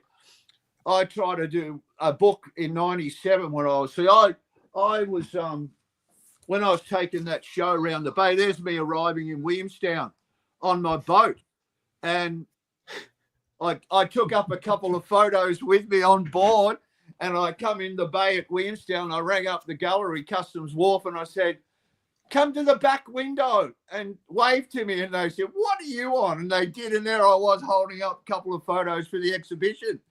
And I steamed all through the night from Queenscliff to Williamstown in Port Phillip Bay. It was pretty scary and dark. But, I did crazy things like that back then. That was 90, 97, 98. I was a lot younger and stupid, but but I took my boat, because then I started working off my boat, so I could go across to Port Melbourne and Sandy and work on photos for the next show as it went from Bayside Beach. But that book that I had in mind then is still in mind, but I'm not gonna launch that out in the media world, because this is sort of top secret. Fair enough. Fair enough. And it might not happen, so you don't want to preempt stuff, but you know what I mean. Yeah.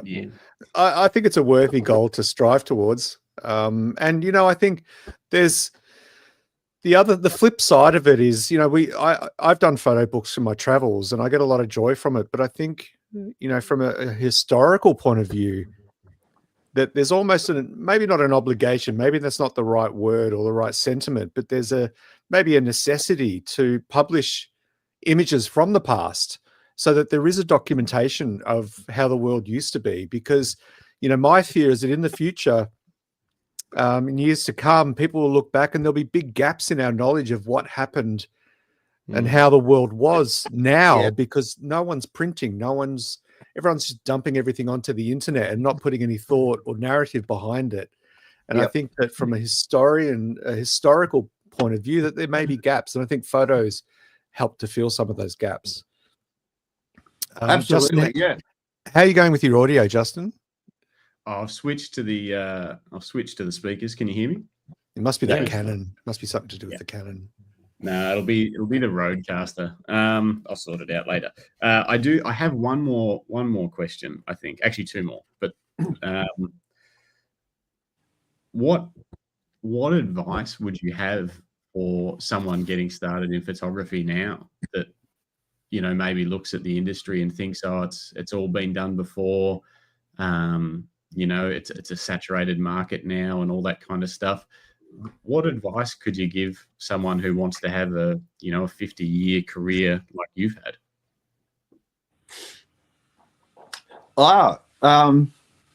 Good question.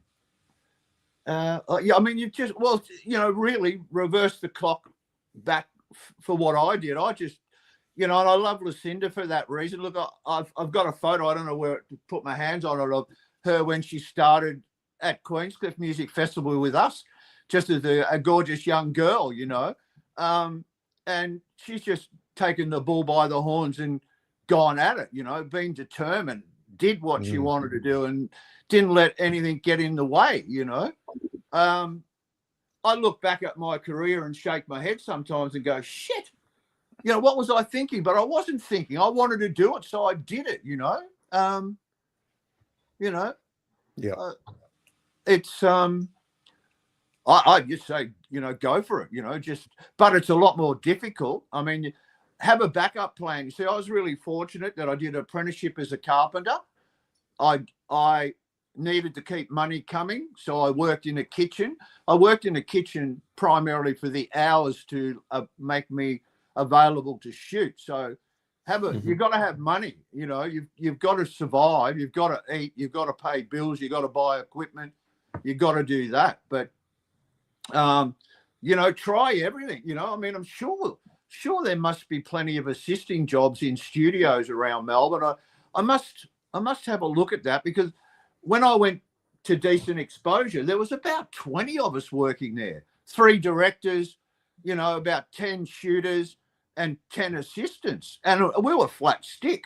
But I don't know whether that industry now is still the same, because they were working with Mamirs and Hasselblads and, what a great era, champagne on set, bloody wild dancing parties, it was just I'm so glad to have experienced that, because, I worked with a guy called Mark Hancock, and we spent 18 hours on one Kenworth shoot. Now, he was just a lighting technician. He had lights everywhere. And the print, the end result was just a bloody amazing, But to answer that question, just be passionate and go for it and survive. You've got to survive, but follow your passion. Go for it, I reckon.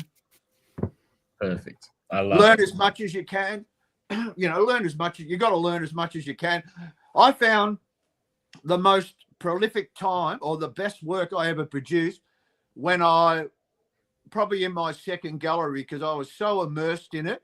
I never wore shoes. I had sand in my toes all the time, because I'd be on the beach at dawn. I'd be on Swan Bay. I'd be on my boat. I'd be in the gallery. The fire would be lit.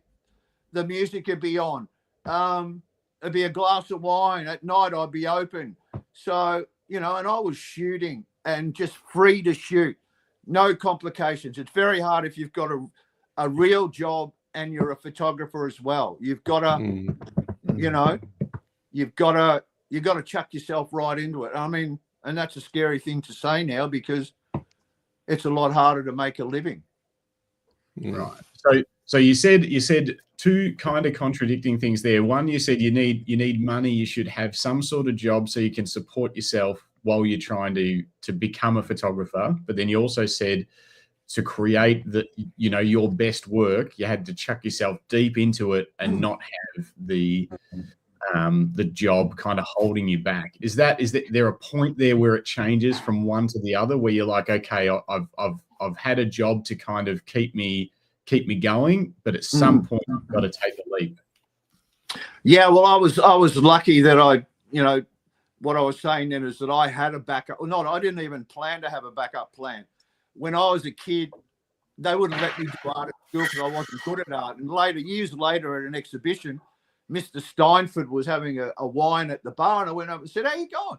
And we talked about that, and there I was doing really well with my photography. And I said, "You wouldn't let me do art at secondary school."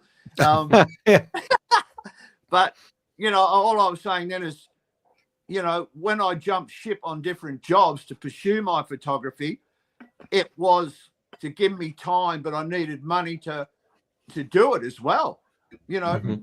In my second gallery, even I was shooting 10 rolls a week. That's 36 rolls a week. That was $200 that I had to pay before I paid rent or frame or glass or whatever. So, it is contradictory in one way, but if you're just starting out, then you've got to learn everything you can learn and be the best at it as possible, I guess. Yeah. And it's what scares people away from it, I guess, or go and, look, a lot of people do school, and I reckon a lot of people do school photography that love photography for that same reason, to keep fueling the fire, to keep the money in the bank, I love what Lucinda's doing. She's really jumped ship and going for it. Whereas before she was teaching at Oxygen and also doing her music stuff. So, it's frustrating because you want to do what you love, but you also got to pay the bills. Yeah. It's a tricky balance, isn't it? Yeah. And Nev Clark's in the chat, couple of previous guest appearances from Nev, and he is having the same issue. He says, "This is my constant dilemma. Do I make the leap? It's been on my mind so much. Holding down a day job and doing photography is bloody hard work." I know where he's coming from. Yeah. Absolutely, Nev. As I said, I was really fortunate because I didn't even think about it, and I had the backup to do it. If I had just taken on photography and tried to survive, I don't know how I would have went.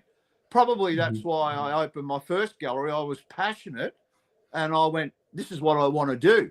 The second one was I was handing out lots of money in commission, and as much as I loved exhibiting and meeting people and the exposure, that was a great move to put it into rent and base myself. So, and I made a good living for 6 years and a great lifestyle, really, living the dream, so to speak. But there were times when I'm going, shit, I've got rice for dinner this week, but I got no veggies to go with it. It wasn't all. Queenscliff was like summertime was bang, 3 months just bang, and then winter come and you could shoot a gun up the street, and it's still like that for poor old Queenscliff. But you learn to squirrel away a bit for the rainy days, and life's a bit of a juggle in it. I mean, what's the option? Working full time with some job that you don't like to have money for the weekend, I'm not going to say go for it, Nev, but I know your dilemma. Final question-ish from me anyway, because we are approaching 2.5 hours. This is a marathon. And Sorry, I think I already know what the answer is going to be, but I'm going to ask you anyway. What's your zombie apocalypse camera? If if it was the end of the world and you had to run off down the street, but document how things are going to unfold in the end of the world, what camera and lens do you grab? I always try and answer this when you ask this question myself. I go, shit, which one will it be? And, you know, I go to myself, well, I'm going to die, aren't I? Maybe not. Probably. Maybe well, not. we all will eventually, but, you know, if there's a way to go at the end of the world, a zombie's going to be it. So, you know, I thought to myself, well, I'm a sentimental old bastard. And because I started with this, I'm going to end with this, and my mum would be very proud of me. And so when I'm being gobbled up and my spirit goes to heaven and I'm in the arms of my mum, I said, I did it your way, mum. So I'll take the box. No. I think that's one of the best answers we've had.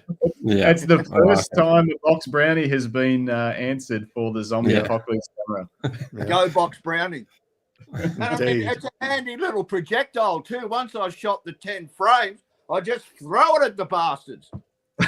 After you take the film out. After I took the film out. Yeah. Well, that is awesome. Very good. That's a wonderful answer. There isn't any. Is there isn't anything else that you need to show us that you brought for show and tell from those cameras? There's no other special cameras you got hiding there. Nothing fancy that we should see. Oh no. I found lots of things. I thank you very much for inviting me. Rabbiting through the back room, I found lots of things. But no, I think we've done. To see that the waterfall photo on Uluru behind you a bit closer. You want to see it closer? Yeah, See it closer? I'd love to. It's beautiful, and I can't quite get it. The detail. You want to buy it? Yeah, maybe. That's epic. I had no idea that there was a waterfall like that. Only when it rains. Yeah, because the top of Ayers Rock, I've climbed it. I climbed it in high school. I don't think you're allowed to anymore. No, definitely not. They banned that years ago, but the top of it is pitted with craters, like these huge, like what you see there, these huge carved out, like almost like an ice cream scoop carved out the rock. And they when they have wet season, they just fill up and eventually they'll spill. You would only be a little speck, Greg, wouldn't you, on one of those sculptures? Oh yeah. It's huge. It's quite formidable, and I think that it's obviously it's really different to going to say into a national park like Yosemite. Not that I've been, but I've seen lots of images. Obviously, we all have. But Ayers Rock is so profound in that it's in the middle of a desert. It just pops up out of nowhere. That and the Olgas, and then in the distance, they're in a row. There's a plateau. I can't remember the name of the plateau. But they just come out. Yeah, they just come out of nowhere. And I think that's what's so formidable and so enticing about Uluru is that it just stands there on its own. Yeah, it's not surrounded by a forest or other mountains. It just and it's huge. It's incredibly big. But anyway, I can still remember hitting the road and getting there and going, oh my God, like it's not no photo does it justice. If you have a look at a photo of it with a sunny sky, which most of the time it is, all the black marks on the rock are where waterfalls are when it rains. So just imagine that, because I walked right around I don't know how many waterfalls there were, and it fills up like a moat at the bottom. So at Maggie Springs and goes around. It's just phenomenal. And the noise of it is incredible, because it fills up top and then just cascades over. I'd love to have got the first shot of it, just coming over, being ready for it, that first cascade. But that was one of the most awesome experiences. And to have it on my own, I didn't have any other tourist or anyone else there. It was just, I had lots of Aboriginal spirits with me. I know that, mate. That feeling was phenomenal. I kept watching, going, well, he loves what's going on, but he got the clutch sticks out and I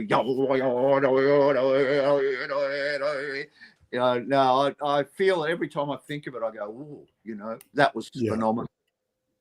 That's awesome. It's good when it's turquoise skies as well. It's magic then too. So Yeah, but you're right, Greg. Like, you know, the Olgas is another thing altogether, you know, and then Kings Canyon, and they're all dotted in spots in the bloody desert. Yeah. And we're very lucky as photographers in Australia. We have got the world's our oyster, you know. Yeah, very true. Rainforest, you know, 12 apostles, deserts, buddy. Yeah. You're making me want to hit the road in the van. Yeah, same. Yeah. Same. Let's go. Yeah. Road trip. Yeah. Look, I think it might be time to wrap. I think so. Yeah. But before we do wrap up, just a couple of housekeeping things. For anyone that's been watching along or listening on our audio podcasts, obviously that'll be later, but plenty of people actually put this on just audio in the background while they're doing other things. Please make sure you give us a like. It helps us out a lot. It enables other people. It enables YouTube to think that this is worth sharing with other folk. And as we've already discussed, what we do is we do a live show because we want people to interact with us in the moment. We want people to talk to our guests, to talk to us.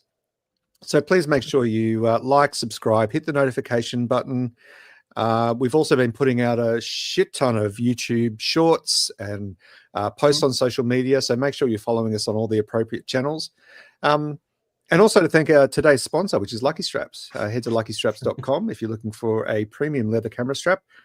Also boasting the Aussie-made logo. That's and head to luckystraps.com. Grab yourself a strap. Use code Greg, G-R-E-G, for a healthy little discount. But with all that out of the way, one other thing, please don't forget to join us on Monday evening, 7:30 p.m. We have Lucinda joining us, Lucinda Goodwin, Joel Elston, and Jason Lau to talk about why we shoot film in the digital age. So that's going to be our first kind of panel podcast. And please make sure you join us for that. With all of that out of the way, I want to thank Rodney for what has been an amazing discussion. Inspirational, funny. I think there's been such a lovely kind of larrikin vibe from you, Rodney. That and for those of you watching from overseas, if you're wondering what a larrikin is, well, I think Rodney kind of exemplifies that in all the good ways, Rodney, in all the good ways. But look, thank you so much, Rodney, for joining us on the Camera Life podcast. This has been such an incredible chat. And we really value your time, and we wish you all the best with the photo books, and maybe another couple of decades of amazing photography at the least. Absolutely. So thank you.